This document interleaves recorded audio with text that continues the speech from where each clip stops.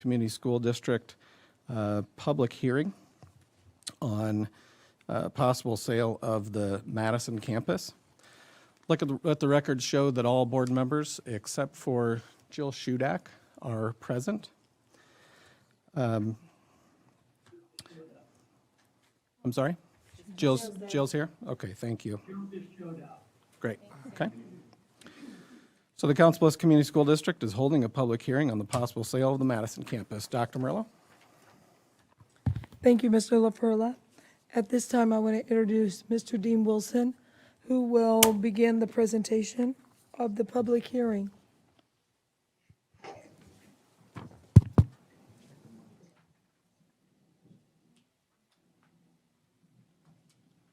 Good evening.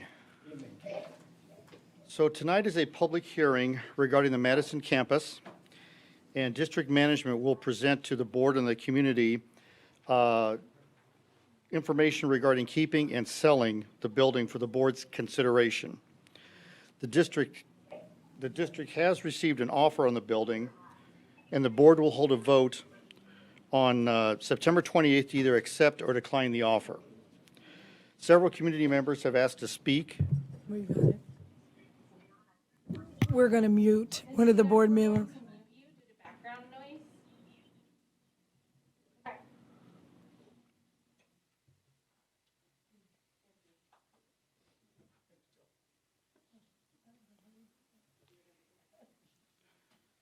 As I said, the district has received an offer on the building, and the board will hold a vote on September 28th to either accept or decline this offer. Several community members have asked to speak regarding the Madison building at this public hearing. And I'd like to introduce Dr. Corey Vorthman, who will provide information on key considerations on keeping the building, and then I will come in and discuss key considerations regarding selling the building. Thank you, Mr. Wilson. First tonight, I wanted to start with just a brief recap of the timeline surrounding the Madison campus. As you recall, the district had a bond issue that was passed in the fall of 2018. As a part of that bond issue, there was language in the bond that allowed us to purchase what we call a swing site or a relocation facility, which is the former Target building at the Mall of the Bluffs. That was renamed the Madison campus when we purchased it in the winter of 2018. That building was renovated and outfitted to house a school, namely our middle schools, as part of our reconstruction plan during the spring of 2019. And in the fall of 2019, Kern Middle School occupied the Madison campus for the entire school year during renovation. Following that, the fall of 2020, the next school year, Wilson Middle School utilized that building as their relocation site while it underwent renovation. And subsequently this fall, in the fall of 2021, they returned to their new beautiful building at Wilson, and the Madison building is currently unoccupied. So there are some key considerations that we're presenting tonight around repurposing the Madison campus.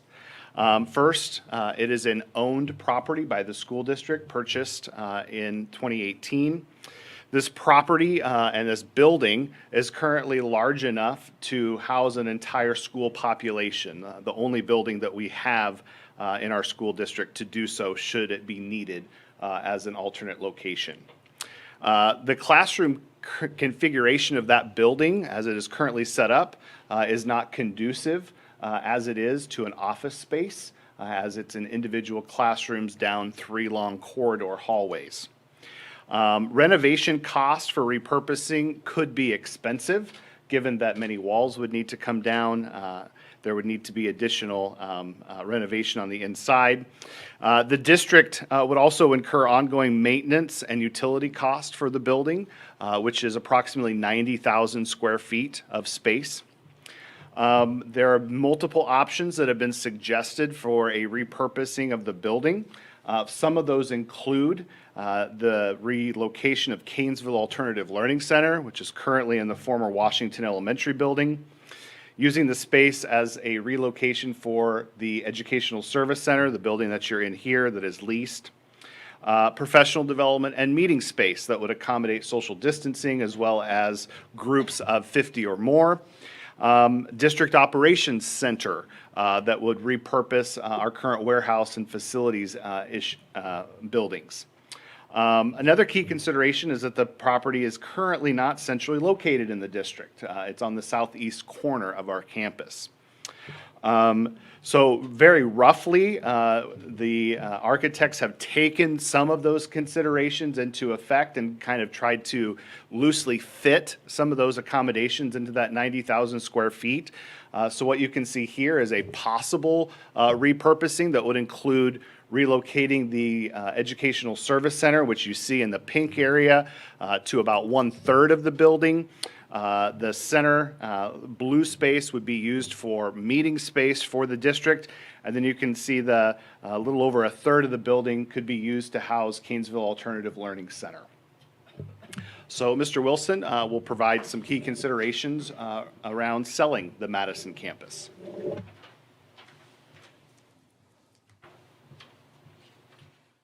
Thank you, Dr. Vorthman.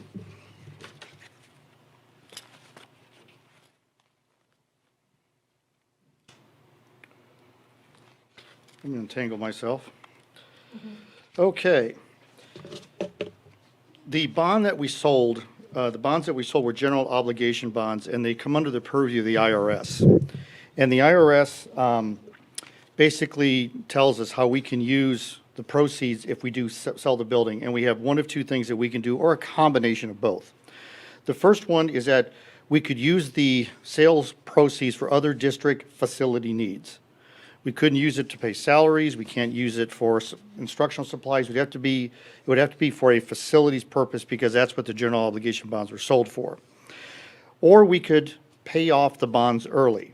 However, the call provision, meaning when we can pay off those bonds, does not occur until 2027.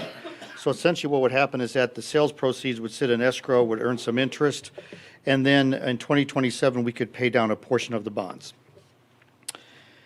The estimated cash flow analysis, which the board has in front of them, shows that the district would save roughly $5.2 million between now and 2030. And that's if the building is sold and the district continues to lease office space here at the Omni Center. The Madison will require renovation costs to, as Dr. Vorthman pointed out, to put an ESC office in there, to put in professional development rooms. And the replacement cost for the parking lot concrete and the new roof within the next 5 to 8 years is also a large cost that we will have to incur. And I might just point out on this lease versus move option, the top portion shows the cash flow, what we would have an inflow and outflow of if we continue leasing, and then the Madison campus shows the inflows from not leasing anymore and the maintenance costs, utility costs if we would move Canesville over there that we would save.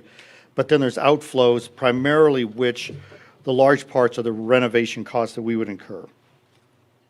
Selling the building will also benefit our community by placing the property on the tax rolls and moving jobs into Council Bluffs from Omaha.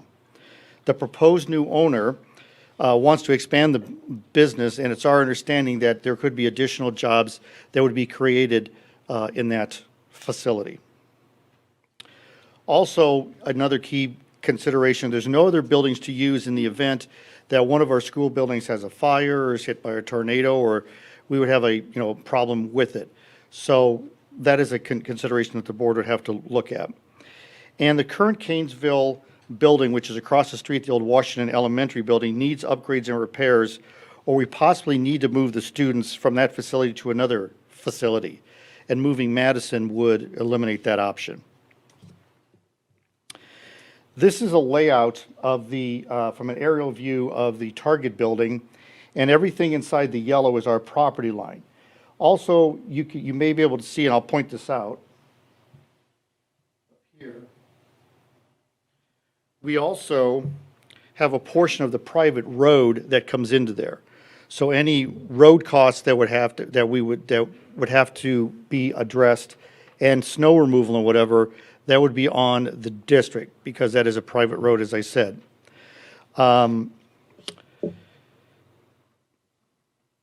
The facility, as you can see, has a lot of concrete in there, and that's one of the things, obviously, that we would have to replaced because there is some concrete in the area that is in bad shape.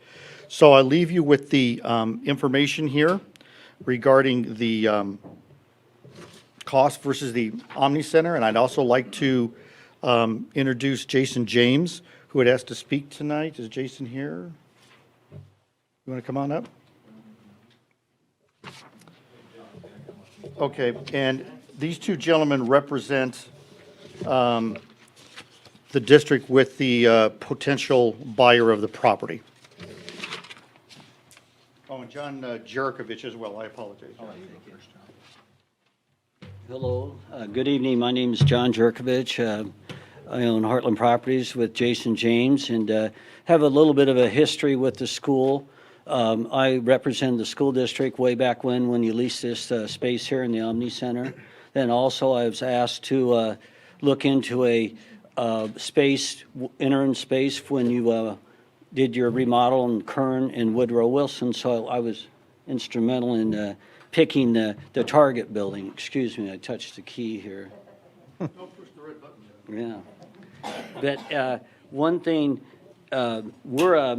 Jason and I are big, I'm a Abraham Lincoln alumni, and a lot of our properties we own are in the Council Bluffs School District, so we're a big supporter. It's been rather growing the Council Bluffs district in new construction has been somewhat difficult because of the terrain in that, but it's been, we're big supporters of the Council Bluffs School District. And I love to see all the people here tonight because that means you care.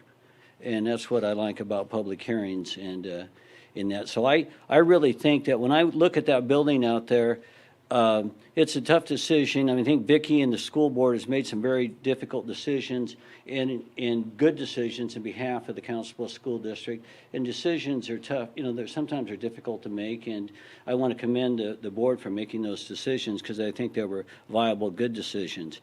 One thing that it served a great purpose. And I think in the future, what's happened is the Menards project has been delayed drastically. And I think the world has changed. COVID-19 has changed the world, and retail is unlike it's ever going to be again. So I think it's changed that property out there also. And what's going to happen with that property out there is going to become, with Menards going there, Menards is one of the top 5 sites in Council Bluffs where they're at, and they're going to do a new prototype there. It's going to be busier than ever with truck traffic, trailer traffic, truck, pedestrian traffic, semi-traffic, lots of traffic. So I think the repurposing of the Target building is going to be limited to someone that isn't coming and going a whole lot. And so I think that's going to place, some limited, use of it and potential clients for the building itself because of what's happened in the world. It's going to, I think, that when you go out and remodel anything, a house, a building, anything, it's hard to recapture. You usually recapture a portion of your cost. So when some people look at, you can Google it on a house, on a simple thing as a house, you'll recapture maybe 30% if you're lucky of remodeling costs. Most of your costs to be picked up in the master bedroom, kitchen, things like that. So when you go to a building like that, when they specially purposed it for their use to recapture, a lot of that cost is difficult, but the cost savings was tremendous. So I think you made a good decision there, and that's what everybody here has to decide. I'm just here to do what I'm supposed to do. Whatever direction I'm led to do, I will do. But I think you're going to see a very busy site out there, traffic flow, traffic congestion, and that is going to change the area out there quite a bit on its future uses. So to put if it was today, and to put a school out there today would probably be the wrong decision because of the traffic. The traffic was kind of bad without anybody out there. And if you go out there and go through Buc-ee's, or it's going to be Casey's, and try to turn left, it's hard. In the near future, it's going to really drastically change. So I really see this building getting a different type of use that that's going to have people fewer, have a warehousing or some type of distribution where it's not people coming and going all the time.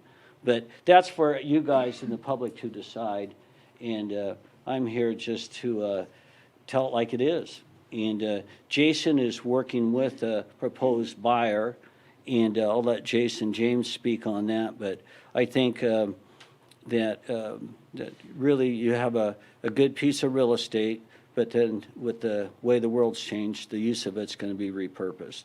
And it's no fault of anyone here, it's just the way the world has changed with the COVID situation, and you're going to see more change ahead of us, and less office space and less retail.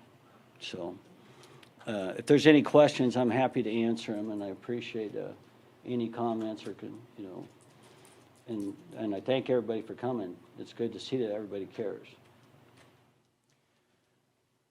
John, we've all seen the offer, but is there anything publicly that you can share about the offer of the buyer? Well, I'll let Jason handle that. We're really under somewhat of a confidentiality situation with the buyer at this time.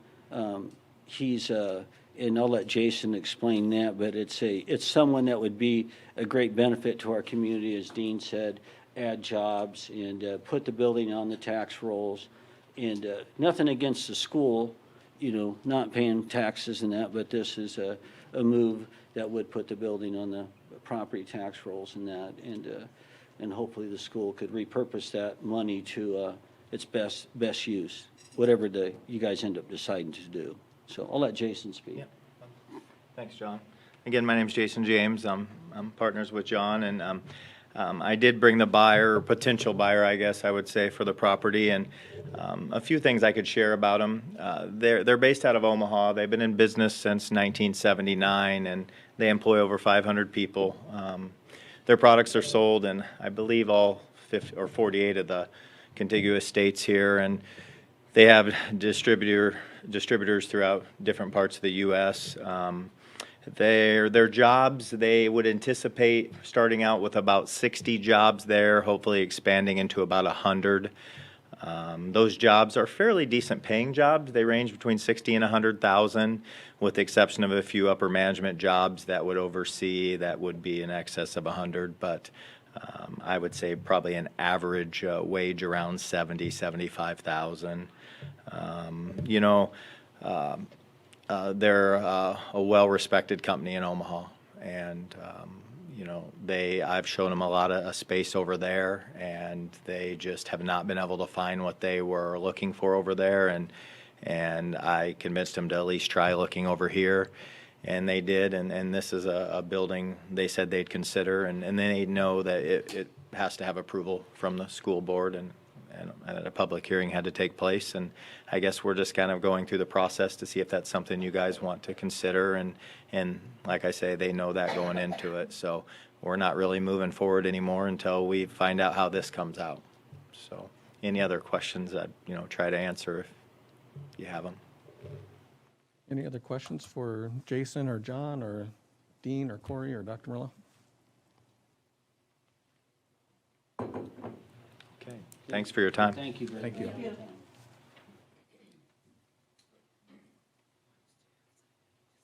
I've got it. All right, here.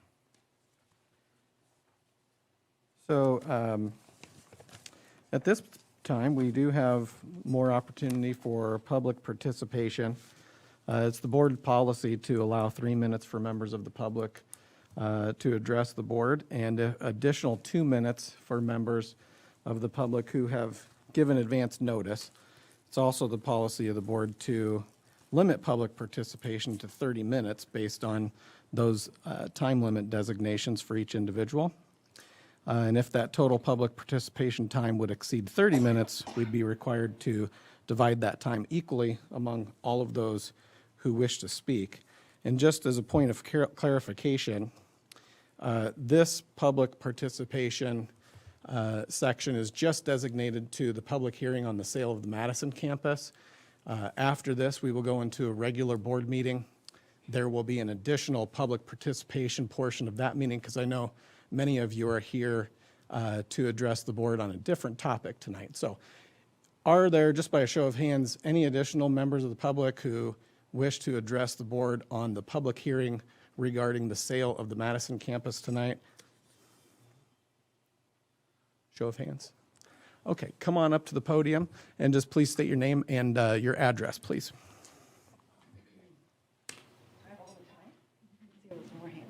All right, I am Bethany DeCarolis, Military Avenue, Council Bluffs. As the board decides the fate of the Madison campus, I hope you'll keep in mind what you've told the public previously. In 2018, the safety and security of our middle school was so important that a special election was scheduled. In informational meetings that August, we learned that safety and security was one of 4 priorities. Another priority was the learning environment. I don't want to touch a button on this. I'm going to move over here. Can we take the computer off the podium? The buzzword then was Learning Commons, which could accommodate 100 students. How odd that sounds now in the age of social distancing. We were told that buying a property and renovating it was more cost-effective than renovating a district-owned property or building new. In fact, you said at the end of the middle school renovations, we would have this new satellite facility, that the district intended to retain ownership, and that possible uses included relocating the administrative offices or the alternative learning program. In September 2018, 1,294 people voted yes on the bond measure, and it passed. Not a great turnout, really, for such an important issue. A county supervisor said at the time that more people would have voted if it had been a general election instead of a special election. The Target building was purchased for $1.9 million and renovated for $4.4. Fast forward to 2021, and the property was listed for $3.9. The Thought Exchange survey said the sale of the Madison campus could provide proceeds to fund other programs. If you sell the building at a loss and you haven't paid off the bond, it doesn't really seem like these are proceeds. The Thought Exchange survey also said it would cost the same amount of money to convert the classrooms to offices as it did to convert the department store to a school, between $4 and $5 million. During the informational meetings, you told us the Madison campus would be configured in such a way as to make it easy to repurpose. Now you're telling us the landscape has changed, for example, with the demolition of the Mall of the Bluffs. You didn't exactly have to be a visionary in 2018 to look at the occupancy of the mall and guess that it wasn't long for this world. One place where the landscape has changed is Thomas Jefferson High School, as the city builds a public multi-use trail down the middle of campus, essentially laying out a welcome mat for people who legitimately have no reason to be there. Is safety and security no longer a priority? At the January 26, 2021 presentation to the board, a representative from the city painted a happy picture of unicycles, penny farthing bicycles, hoverboards, sidewalk delivery robots, packs of dogs, maybe even a light rail someday using this trail. What about the students who have to cross the trail to get to class? Now you're building an early learning center. In this case, it's more cost-effective to demolish district-owned property and build new than to renovate. Will we be here again in a few years' time when the grant funding runs out to find out you're selling the building to save on ongoing costs of ownership? In closing, as you decide the fate of the Madison campus, please keep in mind that we will remember what you've told us. Thank you.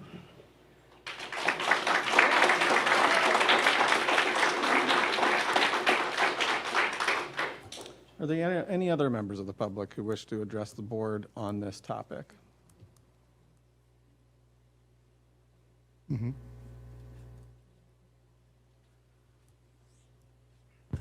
Please state your name and your address, please. My name is John Metz, Metz Engineering, JM4 Ranch, Diversified Technical Services International. I believe that John is correct. I think this structure would be better used, not by the school district, by someone else. You got to remember that there's asphalt, there's concrete. I'm an engineer, and those things are going to cost you guys way more than we want to expend. I think John's correct. He's got somebody that's interested. Gary Kirkland talked to Garrett me today. He's got somebody interested.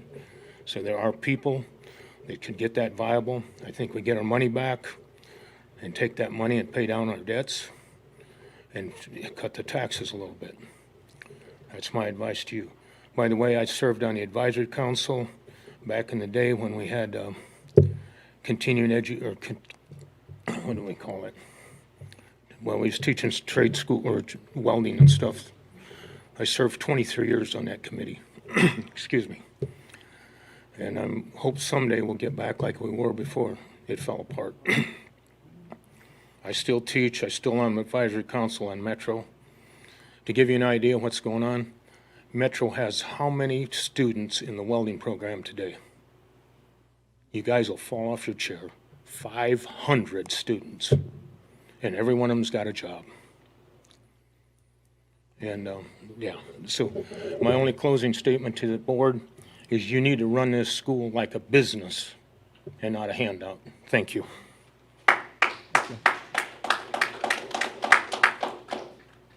And any other members of the public who wish to address the board today?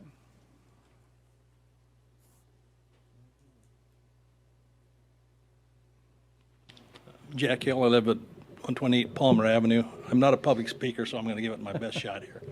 I don't have a lot of facts and figures, but I've been reading the public notices in the newspaper for quite a few years. I don't know how many people here do, but I said to myself 3 years ago, when they're finished renovating the middle schools, I hope they move our offices into that building out there, because I'm sure all of you should be able to tell me what we're paying per month for rent here, but how many people in the audience can tell me how much we're paying per month for rent there?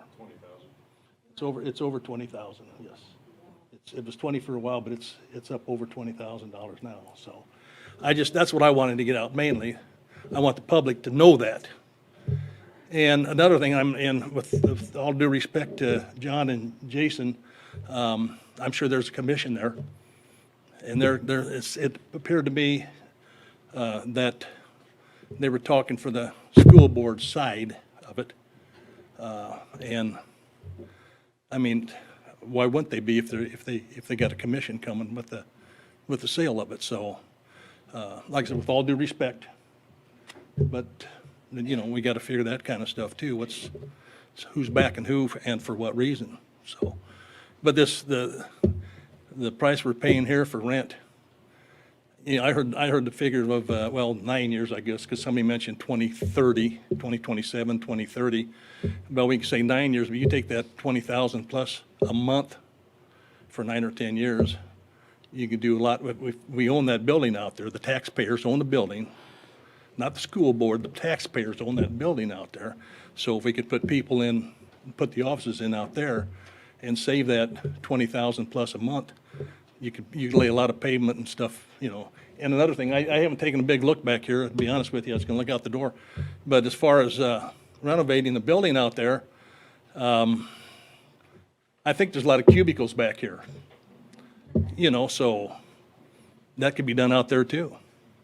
You wouldn't have to make it sound like we're going to tear out all the walls, maybe some walls here and some walls there, but then put cubicles in the classrooms. I don't know how big they are. So, but my main reason, I wanted people to know what we're paying per month for these offices here and go from there. And my eyes were opened up to some of the other stuff. You know, I don't know what's going on with Menards but the traffic, I guess, I didn't give that any consideration. But we're all going to be going to Menards, I'm sure. It's going to be closer to my house now than what it is. But anyway, as far as the office people, I don't think they'd have any trouble getting in and out there every day either, as far as that goes. So I don't see that as a deterrent. So anyway, okay, thank you for your time. Thank you.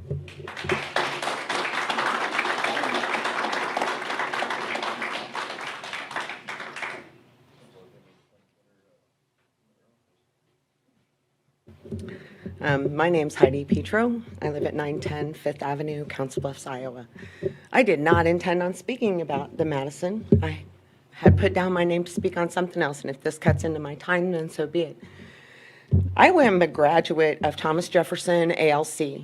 I remember when you guys, maybe not you guys, but the school board built the building on Woodrow Wilson property for the Alternative Learning Center.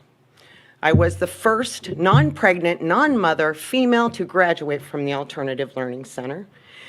And I'm not saying that because that makes me better than anybody else. I'm just saying that because that is the reality of 1984 when I graduated. Oh, wait, 1984. Everybody remember that book? The fact of the matter is that right now you have Alternative Learning Center students in a building that is asbestos. It's full of asbestos, and that's why you moved the grade school kids out. So then you turn around and put the kids that are already struggling in an asbestos-filled building. And you have a building now that could easily be used for those very same students. But yet you'd rather sell it and make a buck. It's not your building, it's our building. It came on our tax dollars. We pay every 6 months on our property, that we pay on our income, that we pay on our gas taxes and everything else. It's time to start doing what you were hired to do, and that is stand for your constituents, not the almighty dollar. And the man who said you need to run this as a business, I disagree. Children are not for sale.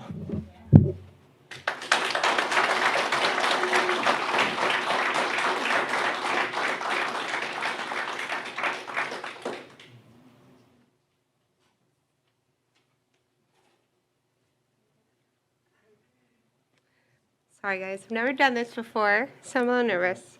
My name is Brittany Hammond. I'm currently a substitute teacher for the Council Bluffs School District. Some of you I've subbed for. Some of you I've worked long-term subs for. My address is 2719 South 16th Street. I guess I'm coming from an employee. Granted, I work for TOC, but I'm still in the buildings. I'm still considered faculty. I'm accepted as a faculty member when I go and visit all these different buildings from preschool, from preschool all the way up to 12th grade, I've substituted for. Has it been easy? Absolutely not. I had the privilege, and yes, I say privilege, to substitute at Kingsville. I've heard horror stories from there, from other substitutes. So I went in with an open mind and an open heart, and I went there, and those kids deserve better. They deserve a better building. The staff deserves a better building. I'm sorry, as a substitute teacher, there's holes in the wall. There's cracks in the floor. Someone said it was already remodeled. I disagree. I disagree. Considering going to Longfellow, Roosevelt, Edison, those are remodeled schools. That, I'm sorry, is a dump. Those kids, I kid you not, I could not imagine some of the stories that they told me, where they came from, what they're going through. I couldn't even imagine. But yet they're still showing up, trying to better themselves, trying to grow as decent human beings in a really crappy home setting. But yet at the end of the day, they have to walk through a building that is not secure. That secretary has no idea if an intruder is going to come around the corner because it's not coded properly. But yet, every other school in the district is. They have a boiler, for God's sake, a boiler. I don't understand it. But yet, we're going to fork all this money on other things that aren't a priority, aren't necessary. Because I'm telling you right now, these kids, when they graduate, they're going to remember, I went to a crappy school. I was taught by so-and-so. They're not going to care about you guys. They're not going to care about where your offices were. They're not going to care about where you showed up every day to get a paycheck. They're going to care about where they got their degree at and where they learned it from. That's where your heart should be. And if it's not, then I will pray for you. And I will pray for you and I will pray for you. But until then, all I can do is just ask. Please, on behalf of the future of the kids that will grow up in Council Bluffs, on behalf of the kids that will get an education here and who will get a degree here, put them first. Because I'm telling you right now, as a faculty member, an employee, I kid you not, you have staff members that are sitting in here today that feel abandoned by you. You have students that I see that feel neglected because of the situation they're in that they can't control. But you can control it. You can do something about it. So I ask you, please, please, on behalf of the faculty and the students, please consider moving them to Madison. Granted, it might be an extra buck. You know what? It's a cost worthy to pay. I trust you. Trust me when I say it. That extra dollar will go a long, long way. So please consider that. Thank you.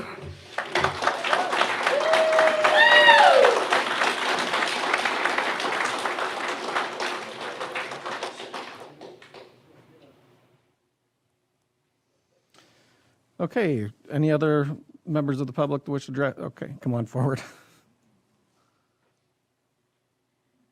Brian Haney, 3 Ridge Road. I'm not up here from an emotional standpoint. I like to think things through analytically. As far as the sale of the building goes, do what's best for the bottom dollar. If you're going to save me millions of dollars in interest rates on the sale of the building to pay off the bonds early, I'd say go that route. Taxes have increased exponentially over the years. Iowa has, for 2 years now, talked about cutting property taxes because they don't follow the trend throughout the United States. They're higher than what the property value is throughout the United States. I'd say if you're going to consider using the building, look at, the opportunity loss that you're gonna incur by losing the additional property tax from having a business there. And then I believe they mentioned 100 jobs paying $60,000 or more. That's a lot of money for people here in the community to bring home, increase their well-being at home, and increase the chances that their children can have here. Instead of having to try and drive clear to Omaha, if you can even find anything that's within a decent drive. Now you're talking about putting your kids in, daycare longer, incurring more costs. I think just overall it'd be smarter to sell the building as long as the financial analysis shows that to be true. Again, I don't think you need to look at it from an emotional standpoint, talking about spending money on students. The average spending per student over the past 20 years has increased exponentially. We're spending about $35,000 a year, if not more, per student. Now, that's through administration costs, classroom costs. Now, that building was fine for us as kids growing up. Why wouldn't it be fine for anyone else? You put these kids in a brand new building.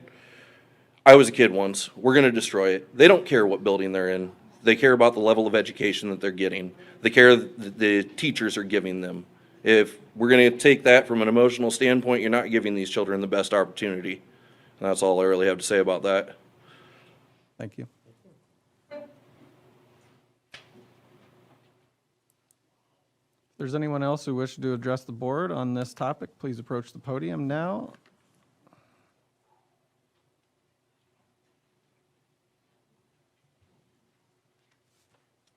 Hi, my name's Tay Reeves. I live at 649 Park Wild Drive. I was also not here to speak about the Madison campus, but that's where we're at. So listening to that just disgusts me. Do you not have kids? Like, how do you sit there and tell me that? Okay, excuse me.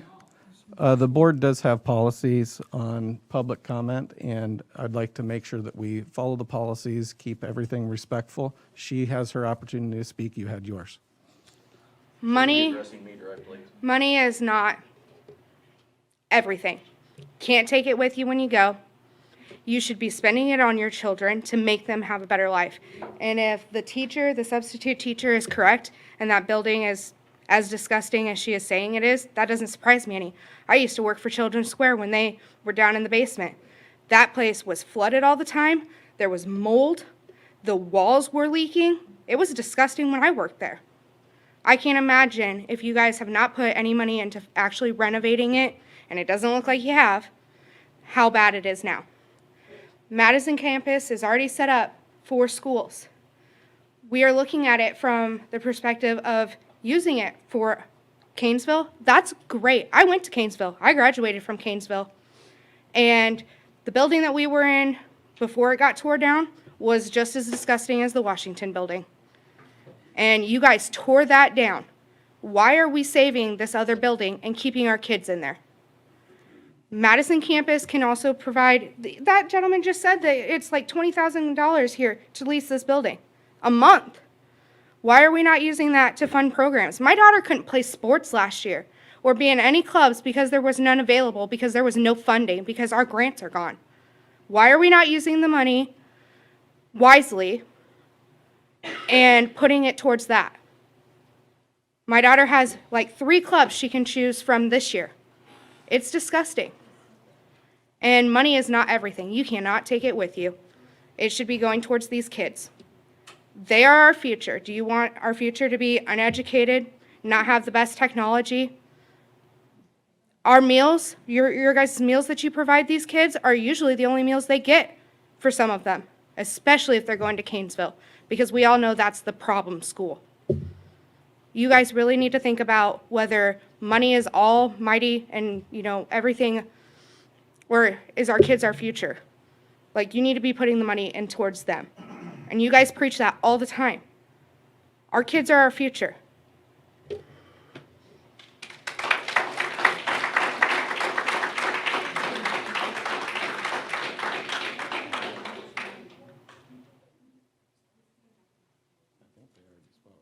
Giving everybody an opportunity to come up.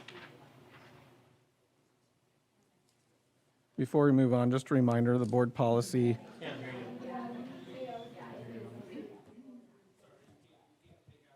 Before we move on with the public participation, just a reminder that we do have board policy on speaker comments. We cannot interrogate or debate issues with each other or with board members. We won't allow that. So again, please, just a reminder to keep things respectful. I'm going to go ahead and end that public participation portion of our public hearing and close the public hearing. Now I'm going to call to order our regular workshop meeting of the Council Bluffs Community School District Board of Directors. Mr. Wilson, will you please call the roll? Dr. Ogres? Present. Mr. Kazire? Mr. Arthur? Here. Miss Shudak? She might be. Miss Johnson? Here. Ms. Hardiman? Here. And Mr. LaFurla. Present. Next, please join me in a moment of silence, followed by the Pledge of Allegiance.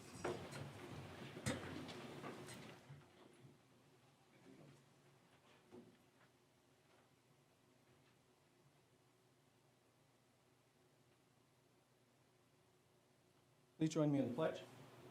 I pledge allegiance to the flag of the United States of America and to the republic for which it stands, one nation, under God, indivisible, with liberty and justice for all.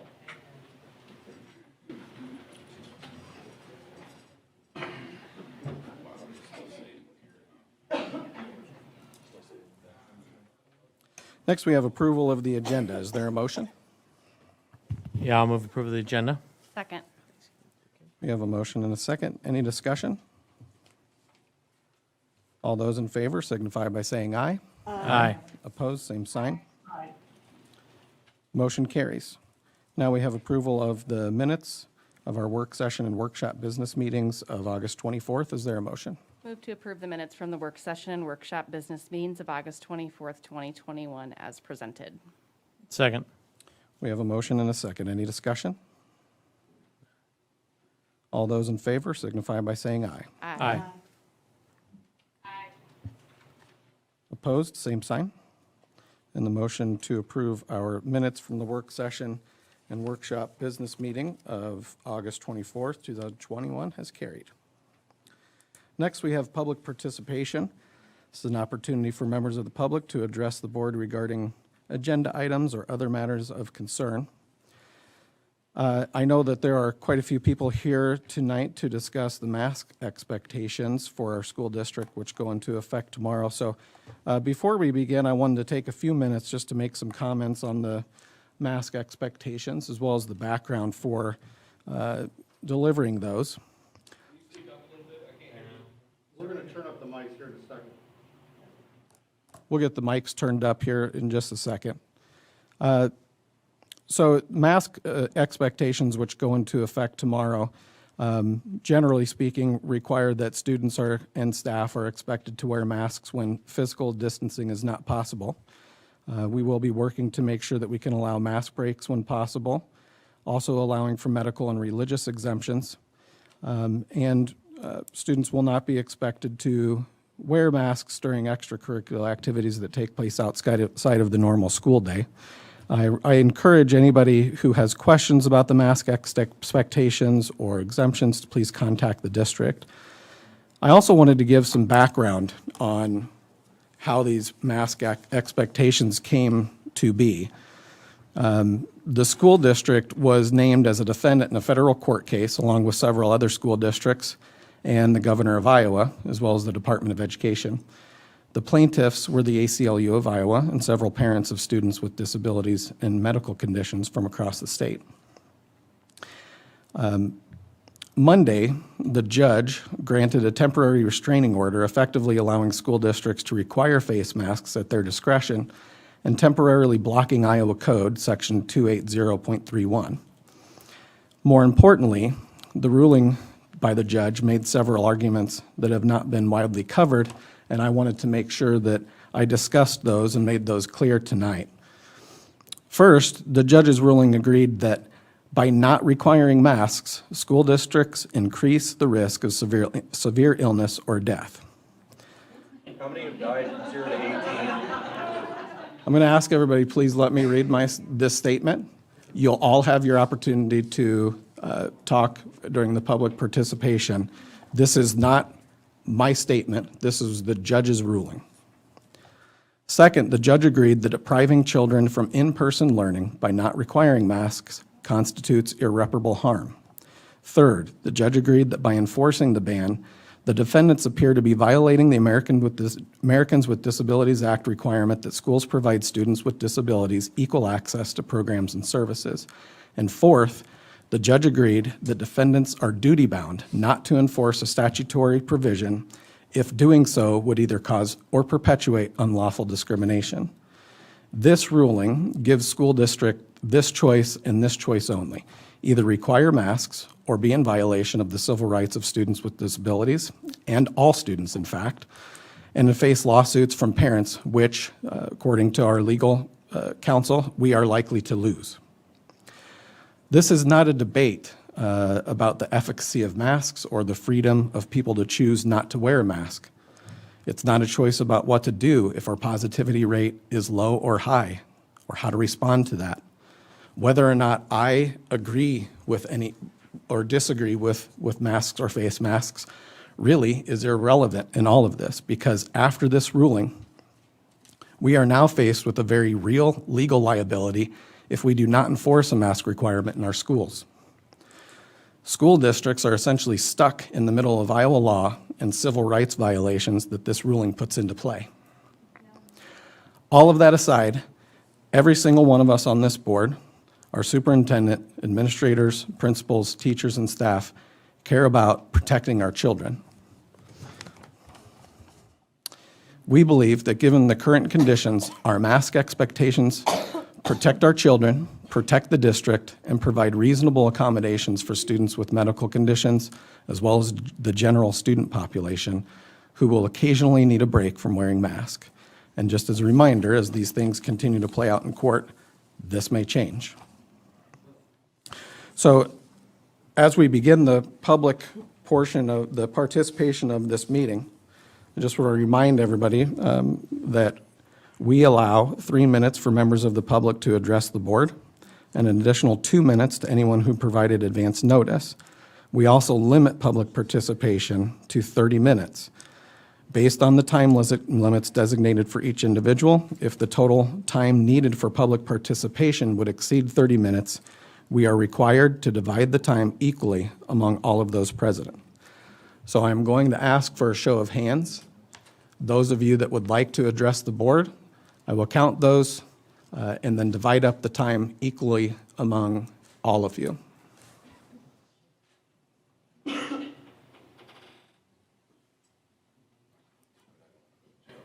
I've got 17 or 18. We got more hands. We got hands going up and down.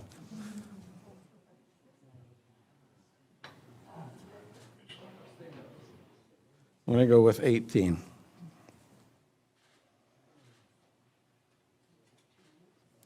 We'll give everyone 2 minutes to address the board on this topic. Go ahead, we will just kind of start up front and work our way back to the back of the room, if that works for everybody. As you address the board, please state your name and your address. And finally, I just want to remind everyone here tonight, we are all members of this same great community. We are in this together. So please, let's be respectful and understanding of one another. I appreciate your consideration to that. Brian Haney, 3 Bridge Road. So we mentioned legal liability and, if one of our kids gets sick. So why is there no legal liability if our kids get sick with something else? How is the legal liability different for COVID? You mentioned, adhering to these children who have disabilities and higher risk, but you're literally putting at risk every other child. Last year, it was mentioned that there was no sports. The governor shut that down, despite all data showing that kids at that age just aren't at risk for fatally contracting COVID. They shut down all their sports. Suicides among teens, 18 and younger, increased. At-home abuse increased. Drug abuse increased. I mean, we're putting our entire population at risk by enacting these mandates. It just doesn't make any sense to me. That's all I have to say on the matter.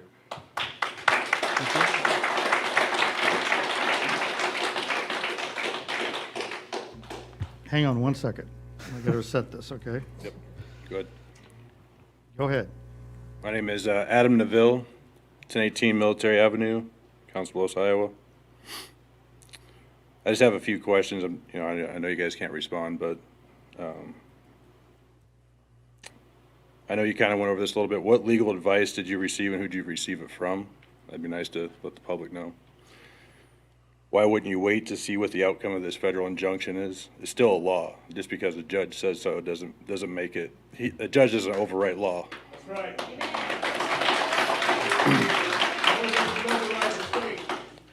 What was the state law that prevented parents from protecting their students? There was none.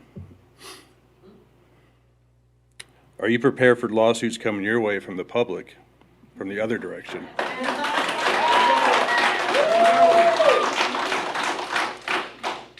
And what are you going to do when this gets overturned? Thank you.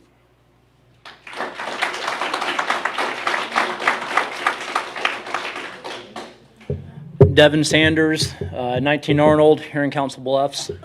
First off, whenever we were saying the Pledge of Allegiance, it was back there, they were saying with liberty and justice for all. I heard chuckles over here, and that is disrespectful to my flag. Somebody over here, I'm assuming I know who it is.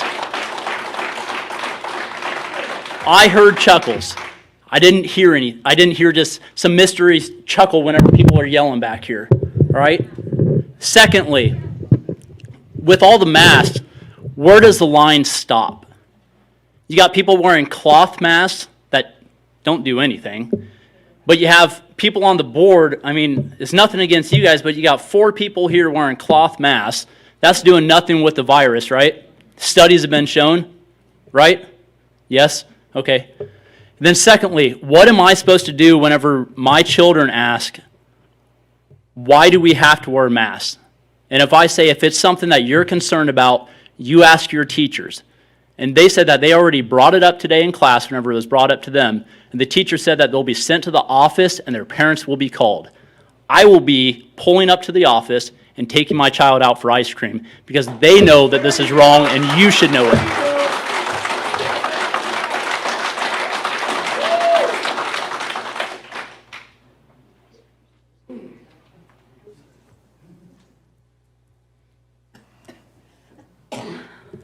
My name's Melissa Tucker, Avenue D, Council Bluffs.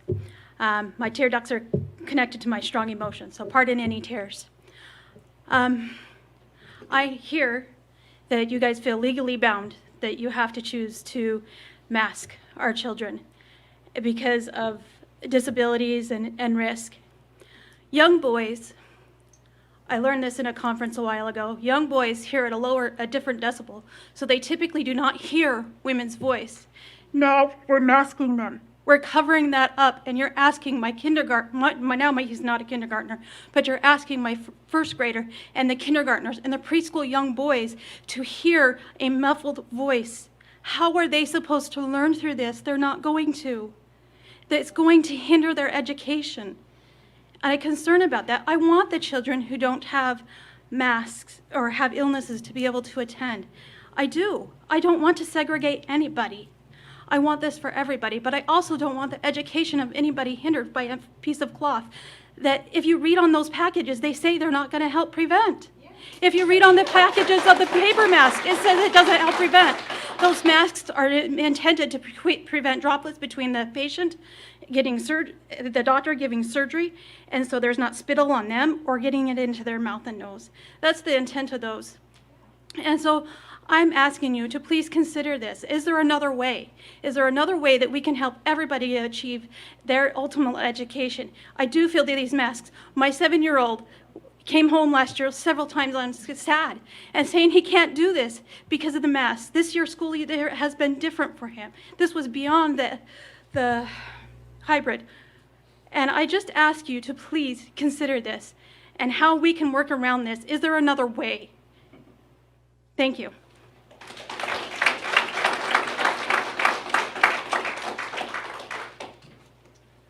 Patrick Mendoza, Council Bluffs, Iowa. This your is all a address? sham. What's your address? Council Bluffs, What's Council your Bluffs, address? Iowa. Sir, it's our board policy that. 3028 7th Thank you. Avenue. So in the beginning, I purchased several packages of masks, cloth, those. I still have the papers in the back saying these do not protect against the coronavirus. They do not. I have the papers at home. I can bring them in if you like. So this is nothing but a sham. You know, in the beginning, it might have been about the virus, but now it's about control. The more fear that you keep people instilled in, the easier they are to control. We are tired. My son has ADHD. It's not a huge struggle, but his attention gets to be broken up kind of easily. And so he'd come home several times, stressed, fatigued, headache, said he just can't do it. So I am not going to force this on my son. I've already spoke to him today. I said that if he wants to wear one, he can, but I'm going to send him to school. He already said that he's not going to wear one, and I'm not going to make him, and you're not going to make him wear one either.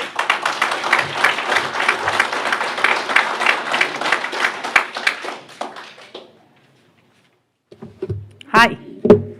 Hello. My name is Fran Parr, 213 West Ferndale Drive, Council Bluffs, Iowa.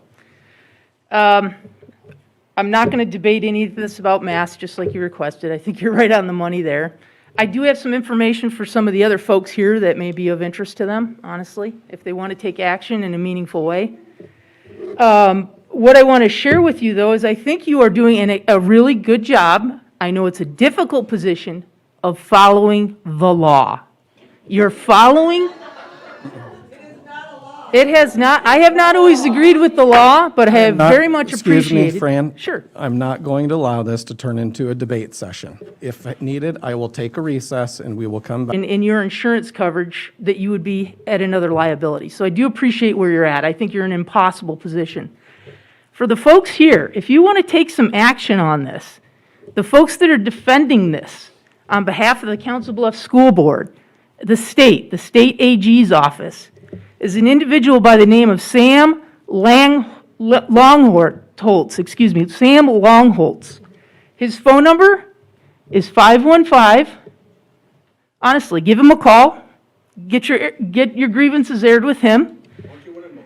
281. You gonna allow her to dox somebody? You and I dated once. 5164. Okay, 515-281-5164. Please consider calling Sam and speaking with him. Thank you. Before we move on to the next person that would like to speak, I'm just going to remind you once again, of our board policy, we do not debate with each other or interrogate. There are no personal attacks or disparaging comments, no behaviors deemed disruptive or inappropriate. I will hold people out of order if we're going to do that and cancel your time. Go ahead. Hello, my name is Heidi Petro. I live in Council Bluffs, Iowa, 910 Fifth Avenue. I am here to talk about mask mandates. I am not a doctor, a nurse, or a scientist. I am an intelligent, critical thinking individual. I have read numerous articles, watched videos, and done my own research. LifeSite News, Friday, July 23rd, 2001, 47 studies confirm ineffectiveness of masks for COVID, and 32 more confirm negative health effects. The article is specifically on children and school. You might want to look that up. I can give you the information. I have worked in construction off and on throughout my whole life, okay? I was actually studying to be an engineer, which I did not complete. And I know that in confined spaces, they have to take a meter in, okay? The confined space meter, it is also called a combustible gas meter, a GCM. They have to take this meter in, and if the alarm goes off on that meter while they're in that confined space, they have to leave immediately. They don't gather their tools. They don't stop and clean up. They get the hell out, and they get the hell out now. Sorry for my language. There are videos where they have put these tubes right in the edge of a child's mask. Within 2 minutes, the alarm goes off, and you're telling me a child has to wear that mask for 7 hours? 7 hours. All right.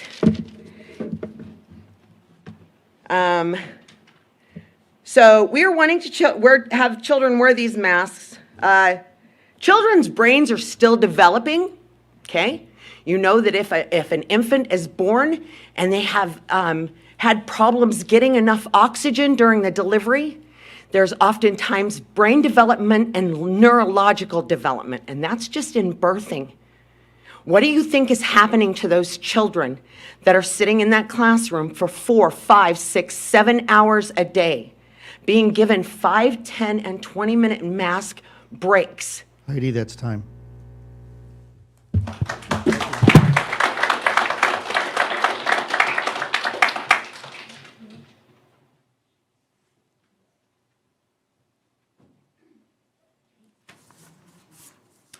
Amy Foster, North 28th Street, Council Bluffs.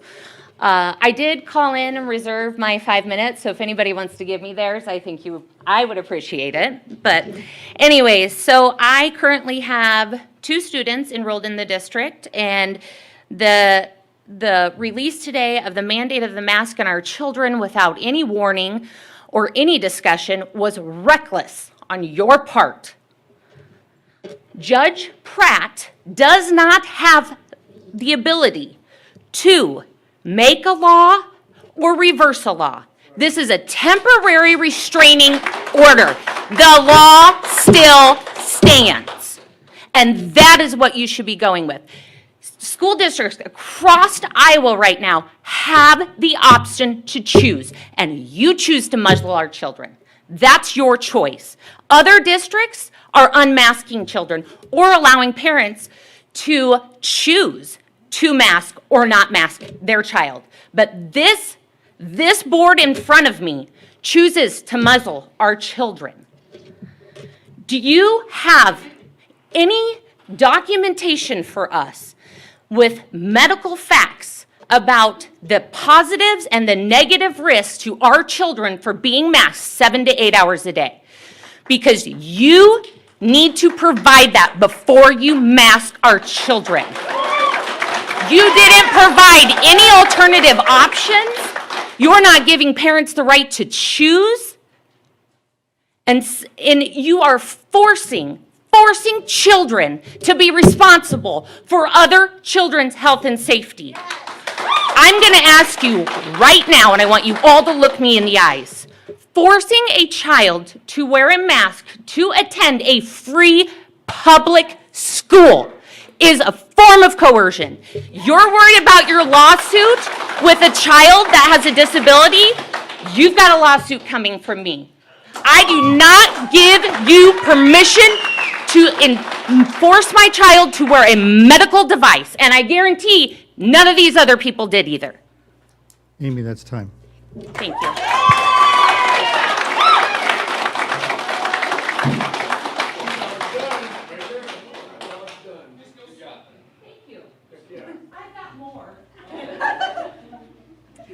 Hi, I am Kaylin Stone, and 306 Carly Circle is our council bluffs address.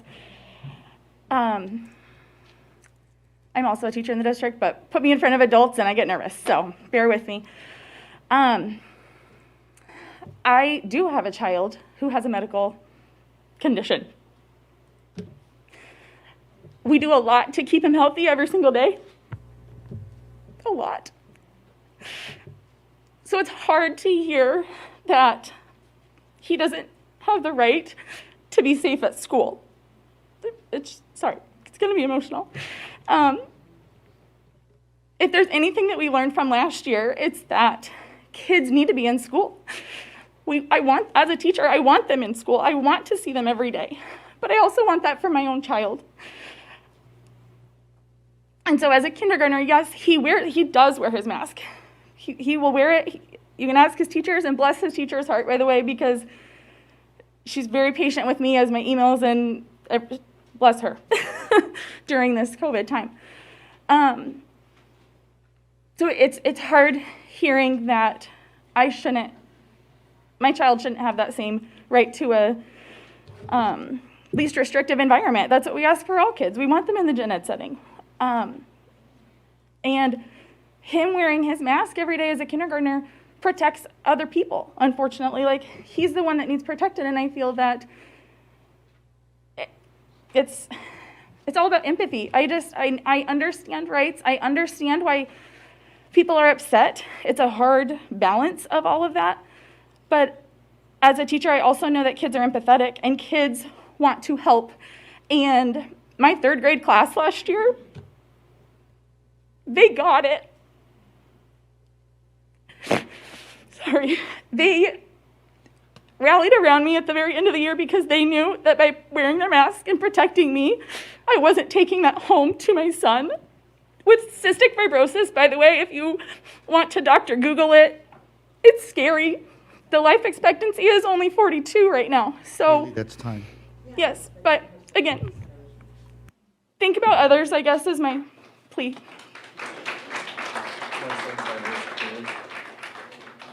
I understand. Yeah, it is. It is.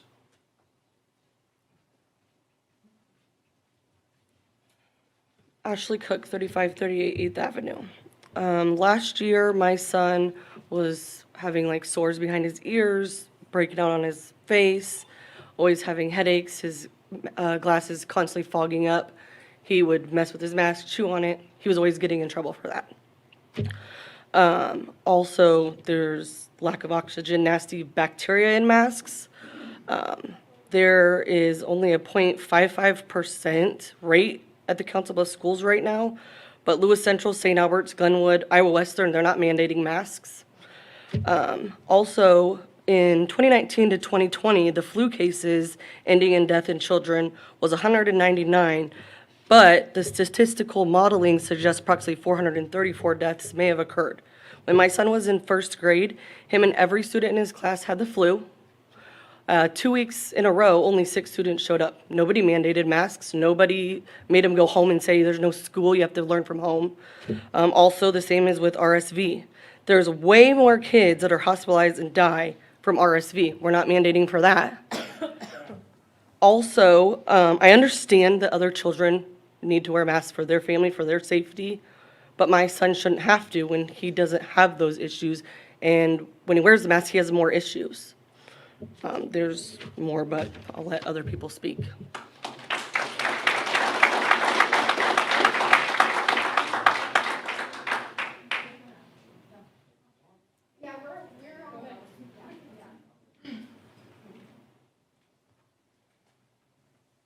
My name's Jamie Clemens. I live on South First Street.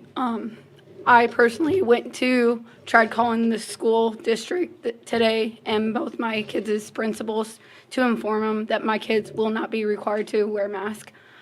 When I spoke to one of the principals at the school, she told me she had no idea what was going on. So you guys as board members have failed these schools already with this new mask mandate. They are not prepared at all. My principal was stressing about where they were going to get the supplies. Who are going to provide these masks for these kids? Are us parents supposed to?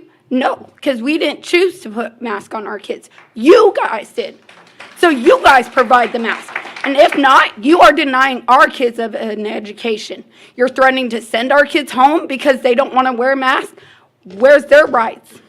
I understand that there are sick kids. I understand that. And I am very sorry. So make them kids wear masks.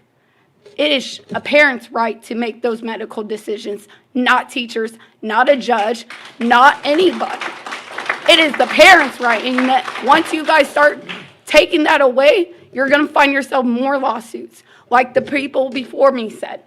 So are you guys really prepared for all those lawsuits compared to the lawsuits you guys are facing right now?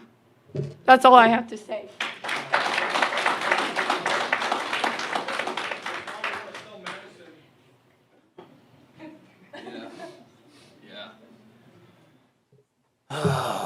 Cristiano, I live 212 East Welch Street, Crescent, Iowa. I got 3 kids currently in the Council Bluffs School District. 99.9x, depending on your age. Are you serious? We're going to mask our damn kids over that? You got to be, oh, dude, absolutely crazy. Show me science that proves masks work. 3 microns. 3 microns. N95, 3 microns. You know what coronavirus as definition, you know, it's a little column, it says common cold pretty much, yeah. 1.25. An N95, the one that the, crook government says, hey, this is going to save you. It ain't going to save you. Period. Lawsuits, okay, so class action lawsuits are very effective. Crimes against children, you guys are going to, you guys are stirring a fight. I'm telling you, because I'm going to give you a fight. You won't believe. And if any of you want my contact information before we leave this, you got it. Because I'm going to submit the paperwork ASAP. That means as soon as possible. Okay? I want to clarify. 99.9x, depending on your age. You know what? Our Constitution is great. Our Founding Fathers were beautiful people. Greatest document ever written in mankind. I don't care what else you want to throw at it, but the Declaration was beautiful. We can vote these people out today. I vote to vote them out today because over the years they failed everybody. Do I have a second? Do I have a third? Majority? Let me see your hands. Majority. Get out of our seats.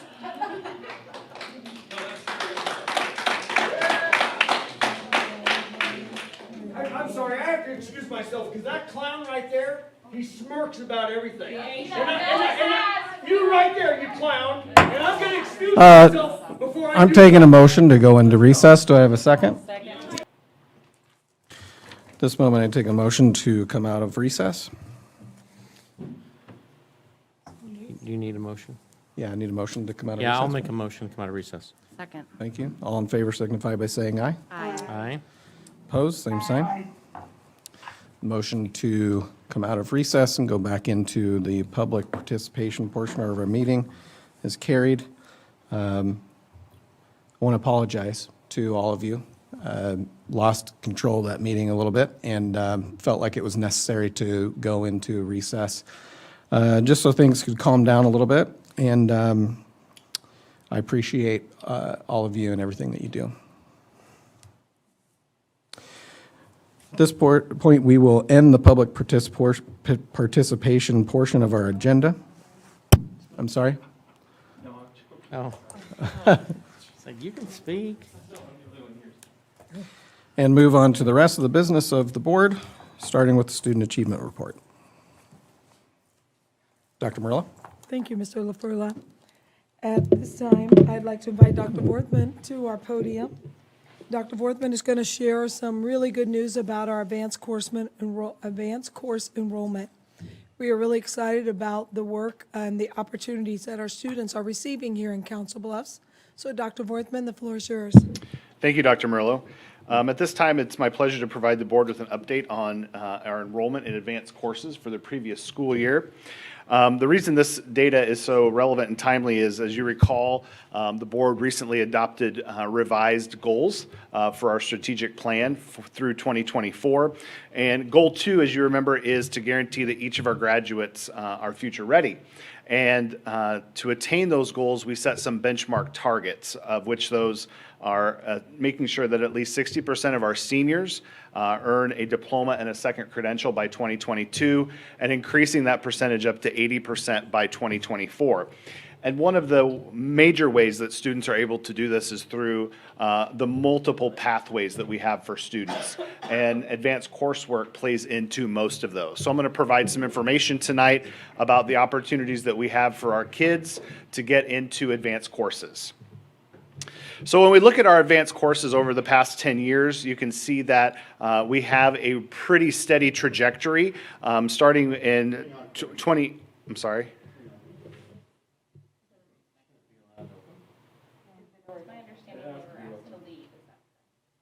I believe them, please ask them to leave. They are still here. Can we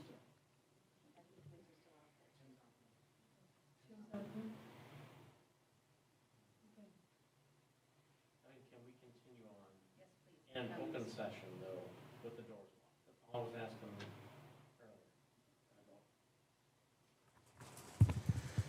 I don't think that we can. I think we have to open the doors. That is true. Mr. Kozire? That's what I'm looking at. I'm getting ready to text. I mean, are they, I don't see this. Yes. are they ready to have the doors back opened? Mr. Kozire, what is the process for eliminating a disruptive board meeting? The doors currently are locked for our safety. What is the process for Robert's Rule and the meetings? Well, state law is going to tell us that we have to have, the doors need to be open. Okay. But we are, it is a meeting in the public, Okay. not Right. a public meeting. Okay. So if we don't wish to have anybody in our audience, we have the right to do that. But our doors must be open. Got it. Okay. If we feel threatened, then we can ask that person to leave. If they refuse to leave, then we can ask the owner of the building to say, hey, this person is trespassing. They need to be invited out of the space. Thank you. Same way with the parking garage. We would need to talk with the city for safety purposes to get from ESC to the parking structure. So we should be in conversation with at least our police force to guarantee our safety in passage from the building to that private parking structure. Thank you, So Mr. Kozire. we're not, Yeah. so we're required to have the doors open. We're holding a meeting in the public, but the public doesn't, we don't have to necessarily have a public there. Thank you, Mr. Kozire. I'm Dr. just Worthman? not comfortable. Yeah. I'm just personally not comfortable. I mean, there's a reason you hold meetings in public. I understand what you're saying, Dave. It's just, I suppose broadcast is public. Yeah, Correct. sure. Right, that is correct. Okay. Well, I'll suggest that we proceed, and if any of you feel like you're in danger, please speak up, and we will look at our options.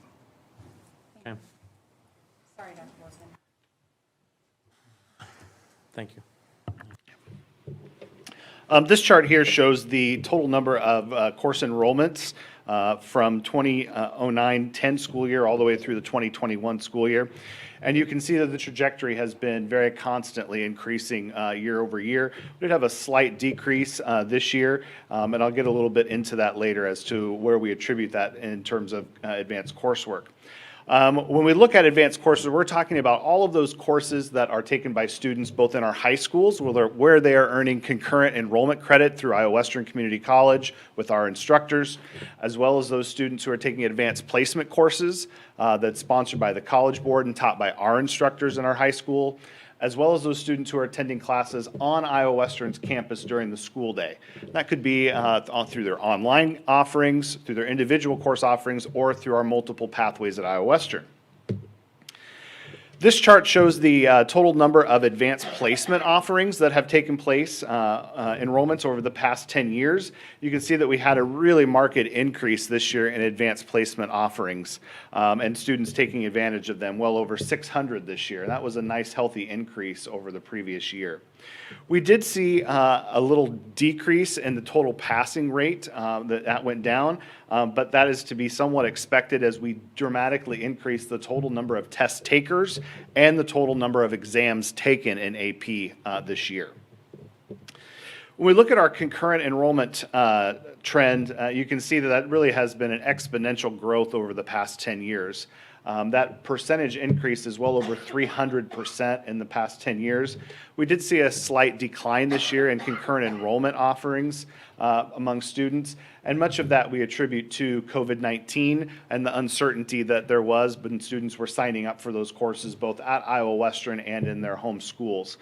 There were multiple courses that were not able to be offered in the fashion in which they had been offered previously due to restrictions from COVID-19. Based on some preliminary numbers that I'm going to show you here a little bit later, I can assure you that our concurrent enrollment numbers will be healthy for the 21-22 school year. As you know, we also look at what equity looks like in our courses and in our course enrollments. The chart that I'm showing you tonight here shows 3 bars. The yellow bar shows the percentage of that subgroup as a portion of our total district enrollment. The teal bar shows the percentage of those students enrolling in advanced placement, and then the pink bar shows the percentage of students enrolling in concurrent enrollment. And you can see that for the most part, especially when you're looking at our racial subgroups, those are very consistent. The bars are almost even across, which means that the total students in each one of those advanced courses represent about the same amount of students who are in that group as a total of our school population. One of the areas where we have an area for growth is in our subgroup of poverty. And you can see that that subgroup makes up about 70% of our population, but currently less than 50% of our students that are in that subgroup take advantage of advanced placement courses, and right around 60% take advantage of concurrent enrollment. So that's something that we need to be aware of, and continue to work harder to make sure we have multiple pathways and that there are no gates in front of those students prohibiting them from enrolling in concurrent enrollment or advanced placement classes.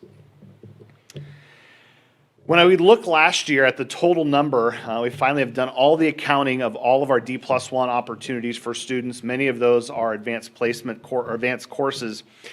We actually have surpassed a year early our initial target of D+1 for this graduating class. So for the graduating class of 2021, 63% of our seniors graduated with a high school diploma and a second credential. And that is a great thing to be proud of. That work has just begun, and we're already seeing tremendous results. You can see that most popular pathway currently is the National Career Readiness Assessment, which allows students to have a portable credential that's recognized across the country as being work ready.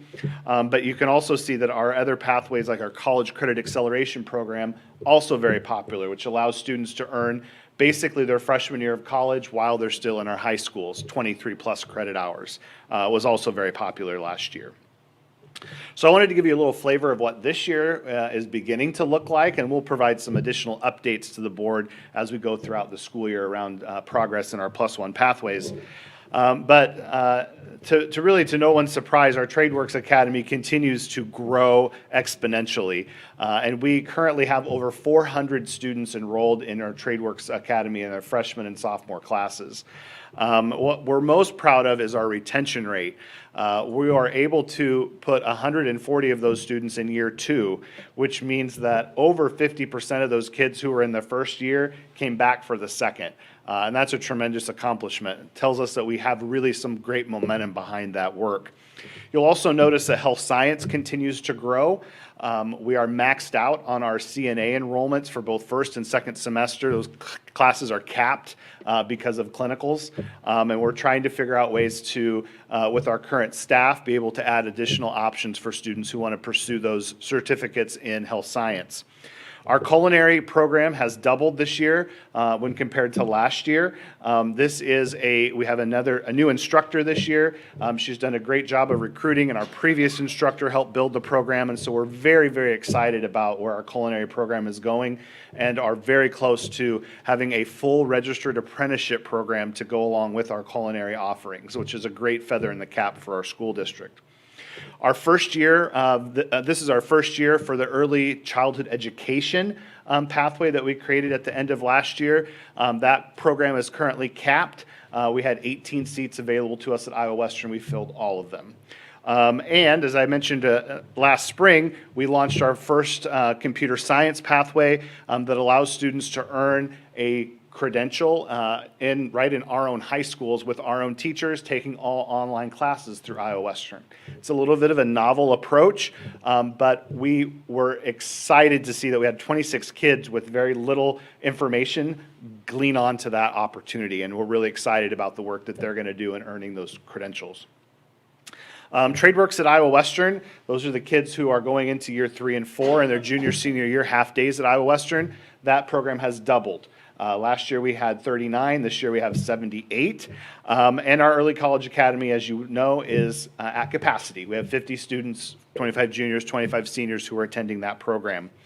And then the CAP program at Iowa Western, which is students who just want to take classes at Iowa Western. We have over 70 students who are taking either an online class or a class in the morning or a class in the afternoon, and then finishing their day at their high school. So wonderful opportunities for our students, which help us be very confident that we are going to reach our goals of every student in our school district getting a high school diploma and a second credential. So with that, I would welcome any questions that the board might have.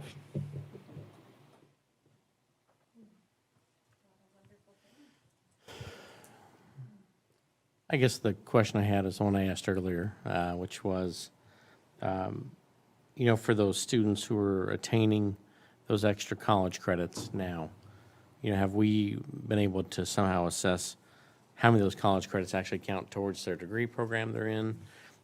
Do we have some way of improving that so those whatever account, would count? I know that some of that can be done through Iowa Western.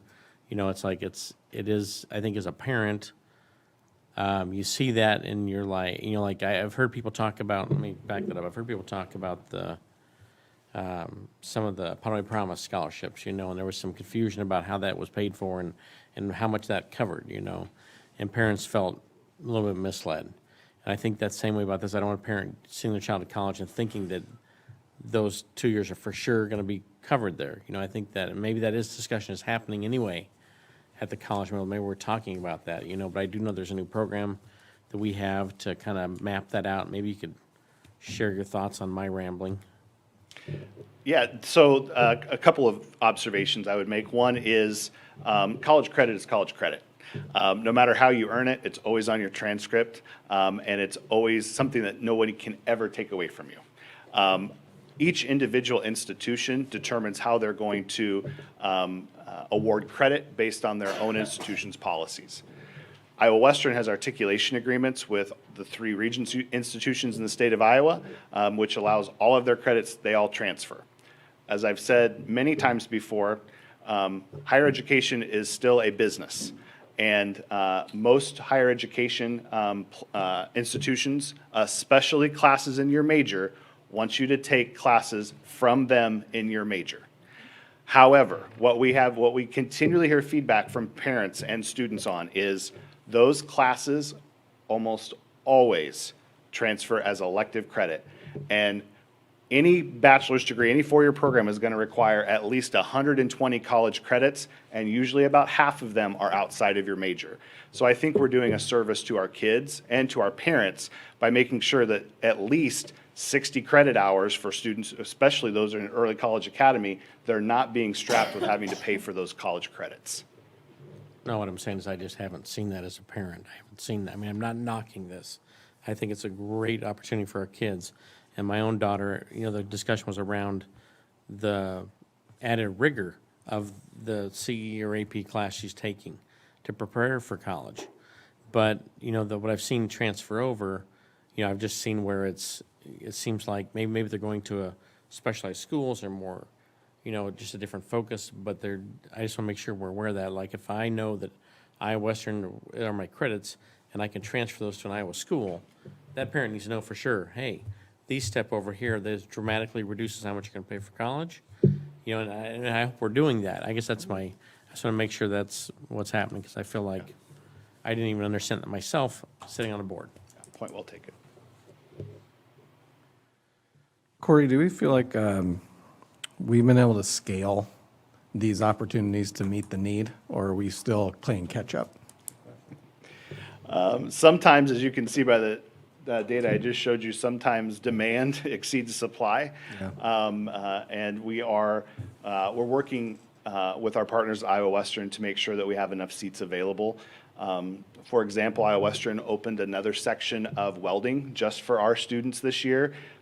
We have a morning and an afternoon that are nearly completely full with Council Bluffs kids, and a third that is about half Council Bluffs kids. I can tell you that one of the construction classes is almost all Council Bluffs kids. So we are very, very fortunate to have good partners at Iowa Western that have done some really nice things to accommodate our requests. The early childhood is a great example of that. That section is almost all Council Bluffs kids. And the computer science, being able to offer that in our high schools, all of their program in computer science now, for the most part, is online. So it's a great way for us to kind of hold the, Paul Hands used to say, hold the bike seat while they're pedaling.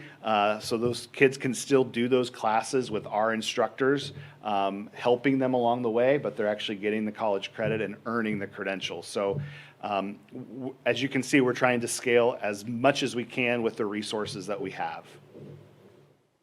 So for those that are doing the credit they get at Iowa Western, thinking about the computer science program, our family's going to be getting a discussion now on an annual basis. Hey, here's where your student is. If this is a pathway they're going, you know, because sometimes selection of courses is tough as a parent.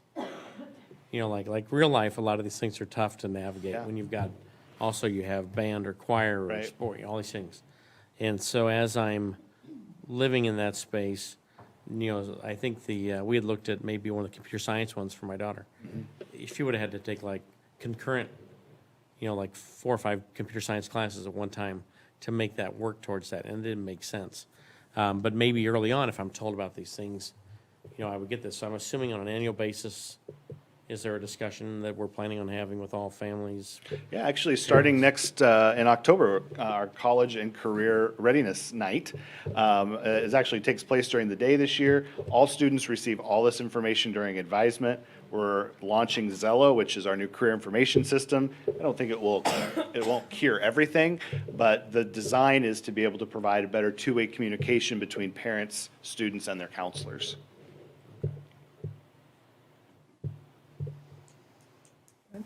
Thank you. You're welcome. And now we'll move on to our informational presentation. This time I'd like to ask Ms. Ostrowski to join me at the podium. She's going to walk through our legislative priorities and help facilitate a conversation for our board to agree upon our priorities for this upcoming school year.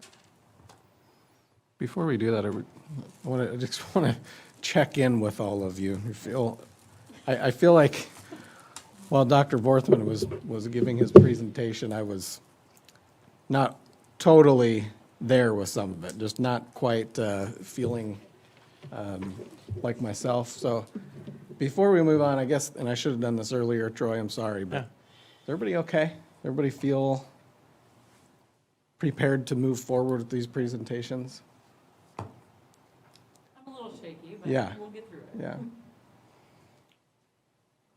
It's a little insensitive of me, I think, now, looking back on it, to move forward with the agenda so quickly, so sorry about that, but I just want to check in, because I think I was realizing as Dr. Vorsman started talking. About how the last legislative session went related to the priorities established by the board last year. Just a couple of highlights on that.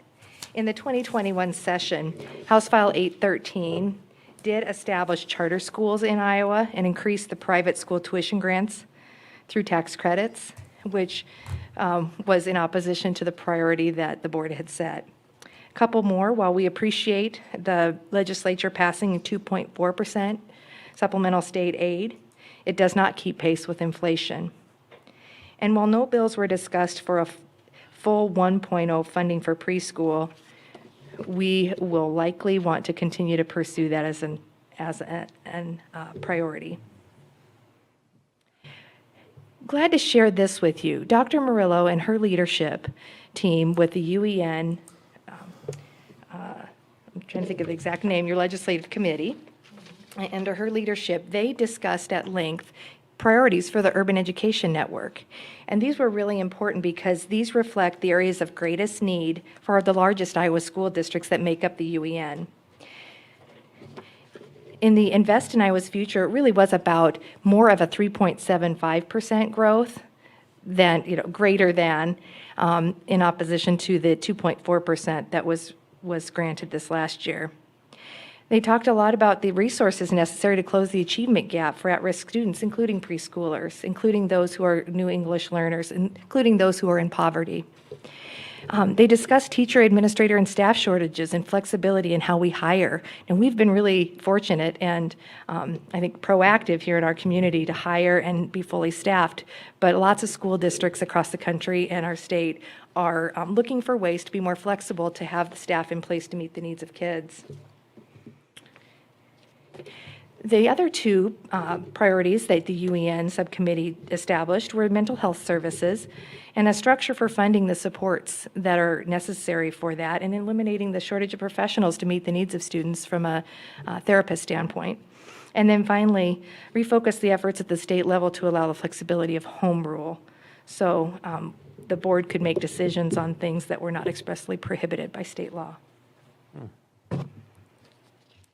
So given a reflection on last year's priorities established by the board and the ones that the UEN has already discussed and determined were high areas of greatest need for large urban districts in Iowa, including us, I'd like to set forth these 5 priority areas as a nice combination of the two, and I have those listed here.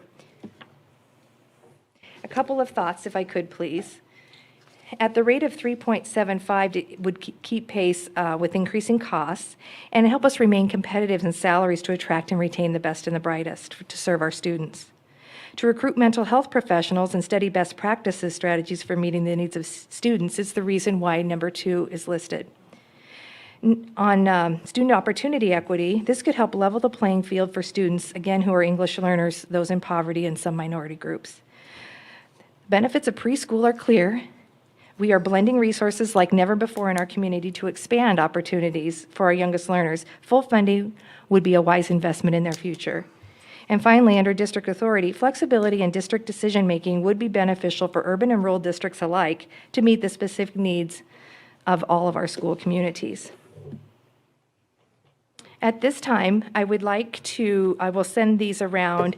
These are those priorities as suggested, but at this time, is there any discussion that you, Chairman LaFurley, would like to hold regarding any other priority areas to consider in this motion that will be considered later in the meeting? Sure. And yeah, just to remind the board, we do take action on legislative priorities every year. And we will do that in the resolution portion of this meeting today. So now is the time to discuss if we would like to amend or add any additional legislative priorities to what we will submit this year. So I'll open it up for conversation. I guess just to give a little background, these legislative priorities that we submit to the Iowa Functioning School Board will help craft what the IASB, our representing body at the legislature, to target that will has put our collective resources together to enact legislation that will benefit our students. Just to let Teresa and Aaron have some background on what the legislation priority process is. So we submit, along with all school districts throughout the state, what our individual priorities are. And when we get together in November at the Iowa Association of School Boards Convention, the legislative body of the ISB comes together and votes collectively how we want to address the state legislatures collectively as a unified body of school board members. So that just kind of gives you an idea. Smaller school districts are definitely going to have different issues than what larger urban, but a lot of times there are some crossovers that you might not consider. Small districts have high busing fees because they cover such large territory in which they have to pick up their students for school. So they're kind of in the same boat as us when we're looking about timely and equitable financing. Because when West Dubuque has to spend $1,000 per student on busing costs, that means and we only have to spend roughly $200 a student. You can see there's a great disparity between what is left in their bucket for classroom instruction compared to our bucket. So we do have some commonalities that help us when we come together to ask our legislators to look at the issues not just as individual school districts, but as collectively as a school district. So that kind of gives a rough overview of what's going on. Thanks, Dave. Any discussion? Yeah, go ahead. The first one, I think, was one that we struggled a little bit at the UEN. And the reason that we struggled with that is because we knew how much ESSER dollars we had. But one thing that I kept pushing on was the ESSER dollars is going to go away. And the ESSER dollars are not for operating a school district. They are a supplemental funding that's coming because of the pandemic. So we need the state to still fund our schools, and we need adequate funding. Because in 2023-24 school year, that additional dollars are gone, and we still have to cover our operating costs. Dr. Miller, I think that's a great point. Funding for our schools has been coincided with the last few years, so I think that is a great point and a great priority for us to have. Yeah, I agree. And basically, the ESSER is just short-term categorical funding that if we don't continue to grow our general funding at a rate that keeps up with spending, then we'll be behind. And I think after the pandemic, the mental health issues are going to increase immensely. We need to be ready. I agree. Yeah, honestly, being in a hybrid model of authority almost is weirder, I think, as a board, where there could be some things that you could control or not control. So to have to stay in law, but by the way, you can also work out of rounds if it doesn't explicitly say you can't, which really is more kind of what the cities have. I just find that awkward, as a board member, but I think it'd be really hard to, because then if you had autonomy to make decisions, that'd be different than authority allowed by law, I guess.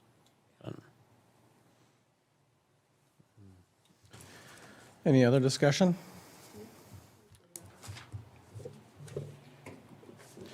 Jill, Dave, anything that you would like to see changed or thumbs up on these as presented? No, I think I'm quite aligned with the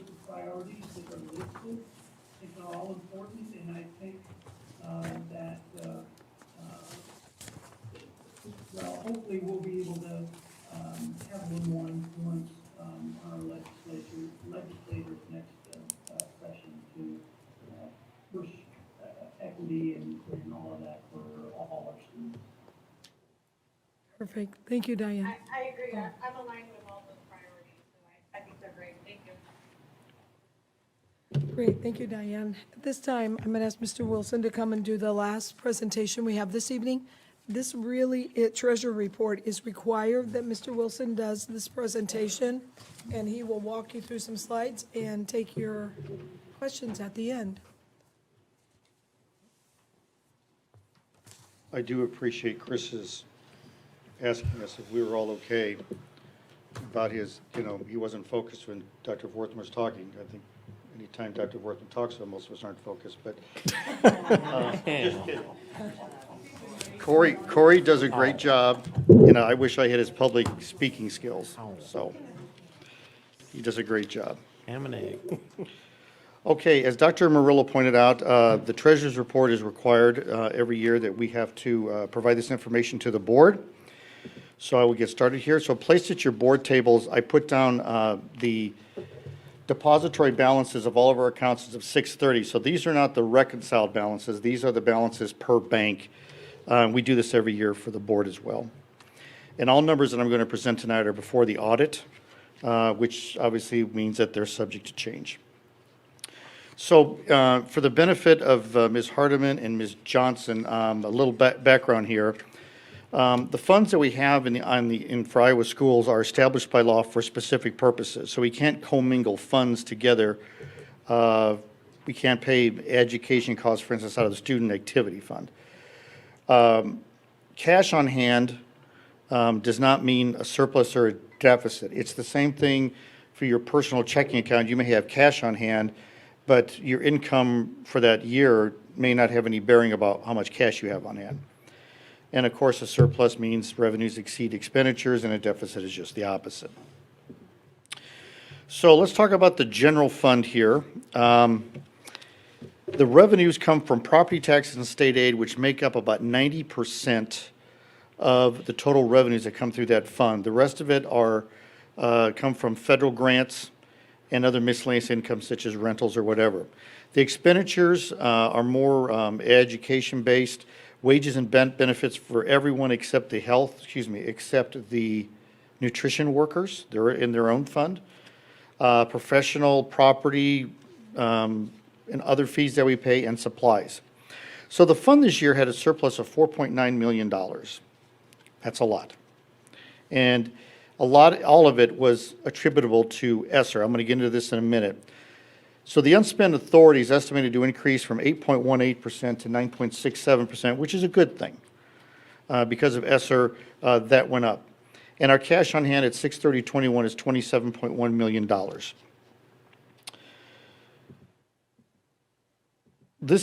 So you also have a copy of this in a more explanatory version. Between the budget, which is in the blue column on the left, and the green column on the right, is what we actually had as a surplus. We budgeted a surplus of $169,000, and we had an actual surplus of $4.9 million. So when I looked at that, I said, what in tarnation is going on? I knew that it was high, coming in these last few months, but why is that? So the large surplus was generated because of ESSER and those ESSER funds that we received.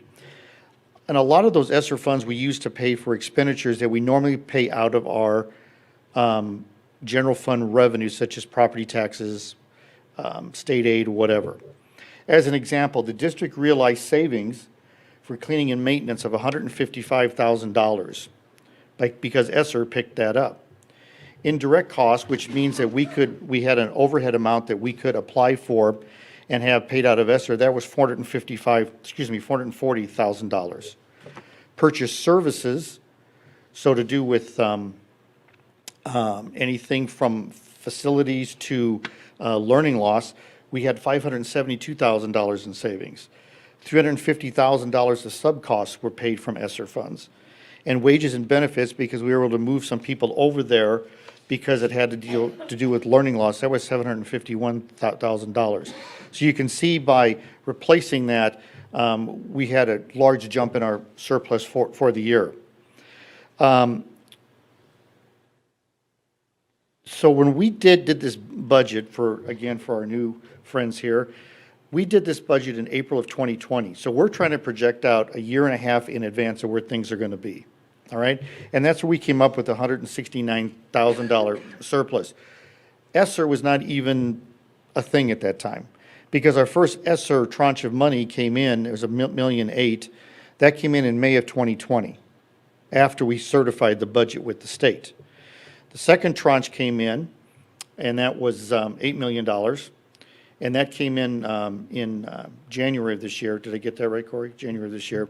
And then in May or so, we got another $18 million. Now, we didn't, on the last two, they didn't pay us $26 million up front. We have to send in expenses, and then they reimburse us. We did get the $1.8 million up front, but we were putting a lot of expenditures into there.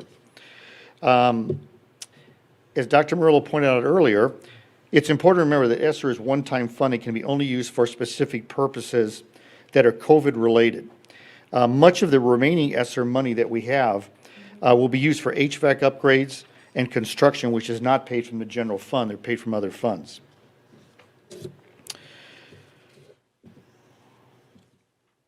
Let's go and talk about, I'm going to back up here, the unspent authority. So the unspent authority, right now, when you run a business, revenues in, expenditures out, did we make money, did we lose money? That's what the numbers that I gave you are showing, but there's another metric called unspent authority, and it's a calculation. So you know that when you see on TV that Congress is going to run out of money at midnight, they don't run out of money. They run out of permission to spend money. And that's what the spending authority is. And so we have to keep this calculation in mind. There's a number of things in revenue that aren't counted for spending authority. One great example is in the levy for property taxes. They do not count the cash reserve component of that levy as spending authority. We count it as revenue, but it's not spending authority. If we have a deficit in our special education, which we did this year, they add that back to spending authority. So it's this calculation that we have to go on, and I think, Troy, you just mentioned a few minutes ago, that it kind of makes it a difficult task to estimate where we're going to be because we have to make sure that we're within certain parameters. IESB recommends that our spending authority, unspent authority, meaning any authority that we had in prior years rolls over to the next year, and then if we add or subtract to it, that rolls over to the next year. So we want to keep an unspent authority on hand of about 7 to 12% of our expenditures. And right now, as I'm showing, we went from 8.18 to 9.67. Again, it's a good thing, but the party won't last forever because at one time the ESSER funds are going to run down. Okay. This slide here shows our general fund cash balance by month. And the one thing that I do want to point out, if you see 2 or 3 there, 1, 2, and 3, that's July, August, and September. Our cash reserves take a dive in those months, in July and August, because we are not paid state aid in those months. We get state aid 10 months out of the year. So in order to make payroll, and we're still paying all the teachers and all the rest of the staff during the summer, and also paying supplies and overhead, you can see that our cash takes a big dip and then goes back up through the year and then goes down again. And it's been that way forever. So that, but I wanted to assure the board that our cash reserves are adequate to meet our current demands. Let's see here. Special education. The special education deficit this year was $1.5 million, which is roughly the same amount as it was in the prior year. So the way that this works is that federal law dictates that districts are required to provide the needed resources for special education students, no matter the level of funding. And you will see that the large urban districts tend to run deficits, large deficits, because these kids require a lot of care and need. And so that's why they give us the spending authority back, because they know that we would probably have to spend more than what the funding is. This is the student activity account. We had a surplus for the year of about $9,600, and the cash on hand was $492,000. The fund's in good shape. The management fund, which is where the property and liability insurance is paid from, And the workers' comp premiums and early retirement costs had a deficit of $19,000 this year with a healthy cash reserve of $2.15 million. The deficit was expected because we had an early retirement program in 2016, 17, and 19, and that had to do with some of the payout in this year for that. The fund will experience higher property premiums in this 21-22 year. We've already been contacted by our insurance brokers that it's a hard market because of all the natural disasters around the country, so everybody's insurance rates are going up anywhere from 10 to 20%. The SAVE Fund, which stands for Secure and Advanced Vision for Education, this is the penny on the sales tax that we get. So the penny revenue goes into this fund, and then the expenditures, probably about 80% of it are transfers to the debt service fund to pay principal and interest costs. The rest of it can be used for construction and equipment costs. The fund had a surplus of $431,000 and cash on hand of about $8.3 million. And the reason that it had the surplus this year is because ESSER paid for some expenses that we normally pay out of this fund. One big one is about $600,000 of Chromebooks. So ESSER picked up that tab, and we had a surplus in this fund. PEPAL Fund, which stands for Physical Plant and Equipment Levy, it's part of the property tax levy. Property taxes are the revenue there. The expenditures that come out of that are the lease payments. I know people were talking about the leases, but lease payments come out of here and cannot be paid out of the general fund. Non-instructional software costs that we have incurred, such as our accounting or HR software, is out of there. And then any construction, remodeling, and equipment costs. The fund had a surplus of $569,000, again, because there were HVAC items that ESSER paid for that we didn't have to pay out of this fund. And it has a healthy cash balance of $3.2 million. The Middle School Renovation Fund was a fund that we created just to track the cost for the middle school renovation. The revenue were the bond proceeds that were received back in the 18-19 year. So now we're paying out the expenses as we go on. Hence the reason we had a deficit in that fund of $16.3 million. It was front-loaded with the revenue several years ago. Cash on hand at 6/30 was about $2 million, which includes invested funds. The debt service fund are where all the principal and interest on the bond payments are made. Property taxes for the general obligation bond and transfers from the SAFE fund are the revenues into there. We had a surplus of $523,000. Cash on hand was $5,600. We also had a sinking fund of $8.7 million. And what that is, that's money that we've got to transfer into a fund to pay down bonds when they come due. So I was just actually doing the bond reconciliations today, and in the month of July, that sinking fund cash dropped from $8.7 million to just under $3 million because we had to make principal and interest payments in the month of July. The nutrition fund is where all of our costs for the nutrition program are captured, and we have federal grants, which is most of it, and a little bit of lunch fees anymore. Fund had a loss of $498,000 attributable to the closing of COVID because we didn't have some revenues coming in.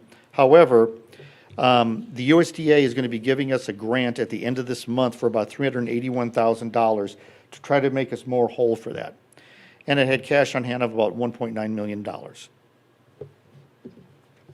The health insurance fund, this is the fund where the district's health insurance is paid from, so employee and employer premiums go in there, along with reinsurance payments for claims above $200,000. Health claims come out of that, reinsurance premiums come out of that, and any fees.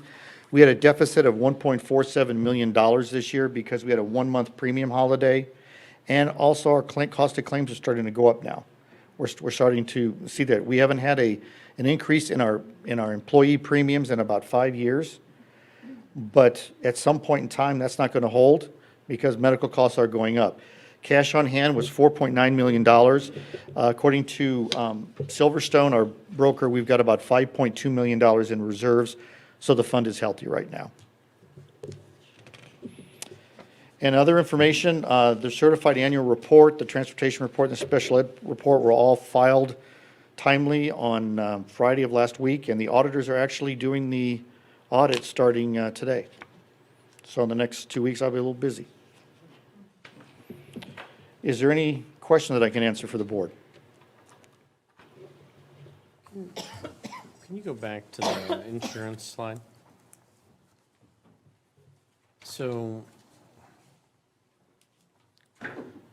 how much was attributable to the premium holiday? That's about 700,000? 750,000. So what we had planned for this budget year is we were going to take a premium holiday, possibly two, depending on how the year was going to come out, before this whole ESSER thing came up. And so we do it in November and in June. So in November, we took the premium holiday. Looking back on it, did we need it at that time? No. But I can't pull the money back out of it because it's a trust. Right. So do we also anticipate this year, I mean, I assume some of this was higher cost of claims, was some due to COVID? So, great I'm just question. curious. Yeah, so it was due to COVID. However, we were able to use ESSER funds to move into this Offset fund. some We had of about $450,000 of COVID-related claims, anything from testing to vaccines to hospital stays. So our insurance company is tracking that, and I'm using ESSER money to pay that. It was kind of interesting. A couple of people at the state said, well, you can't use that money for that. And we pulled the federal legislation, sent it to them and said, well, it says right here we can. Well, no, you really shouldn't. It says right here we can. And then they actually allowed it. Okay. And are we sorry. Right. Well, they did come back and they said, you can pay for the vaccines and the testing, but you can't pay for any claims if they're in the hospital. And again, the legislation allows She's that. saying the vaccine they were paid for. Right, but there were people who did go to their doctor and they got charged for that, I guess. I have no idea why. I was surprised to see that too.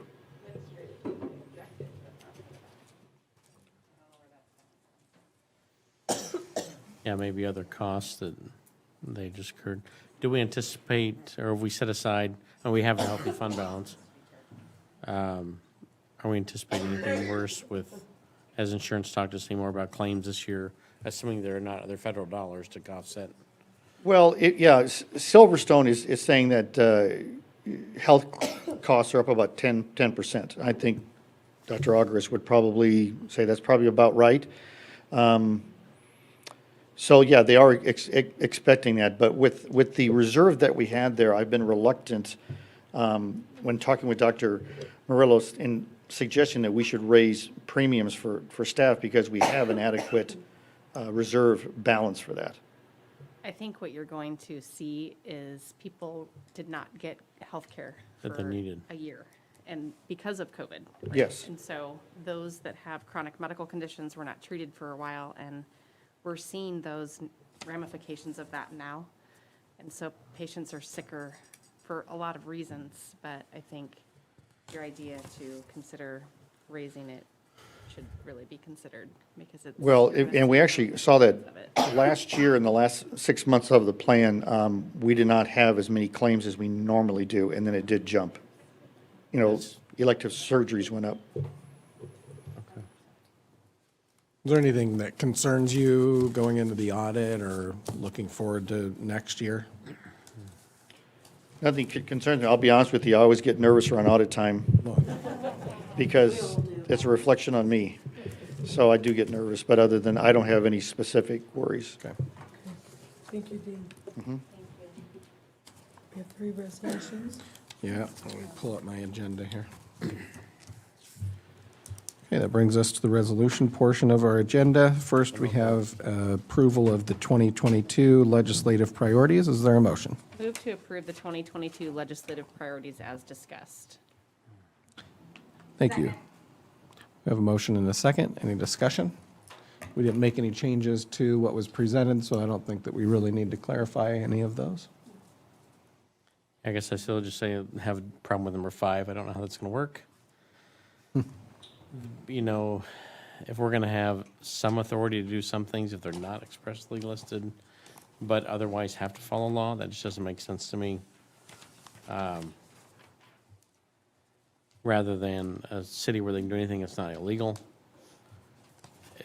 that's just odd.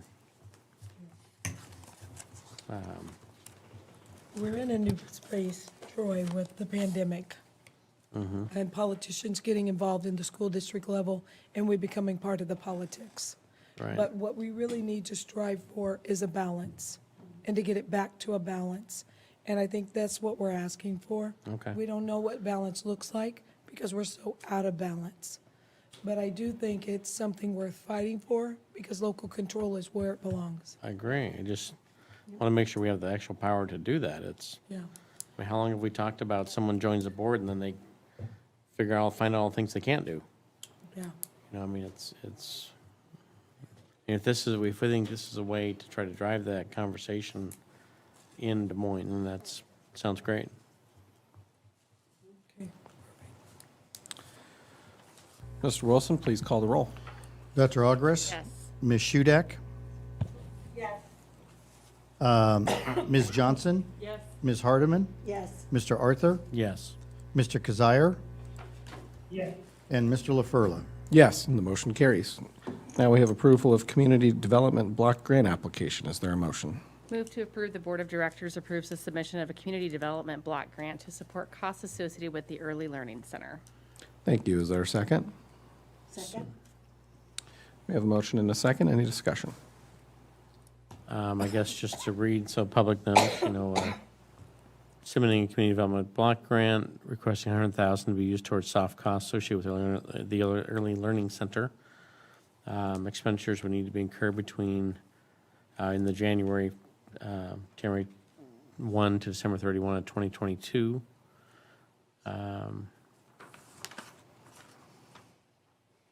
And then it specifically asks that members of the board would need to disclose if they have any business partners or family members who are council post employees, consultants, city councilman, or CDAC member.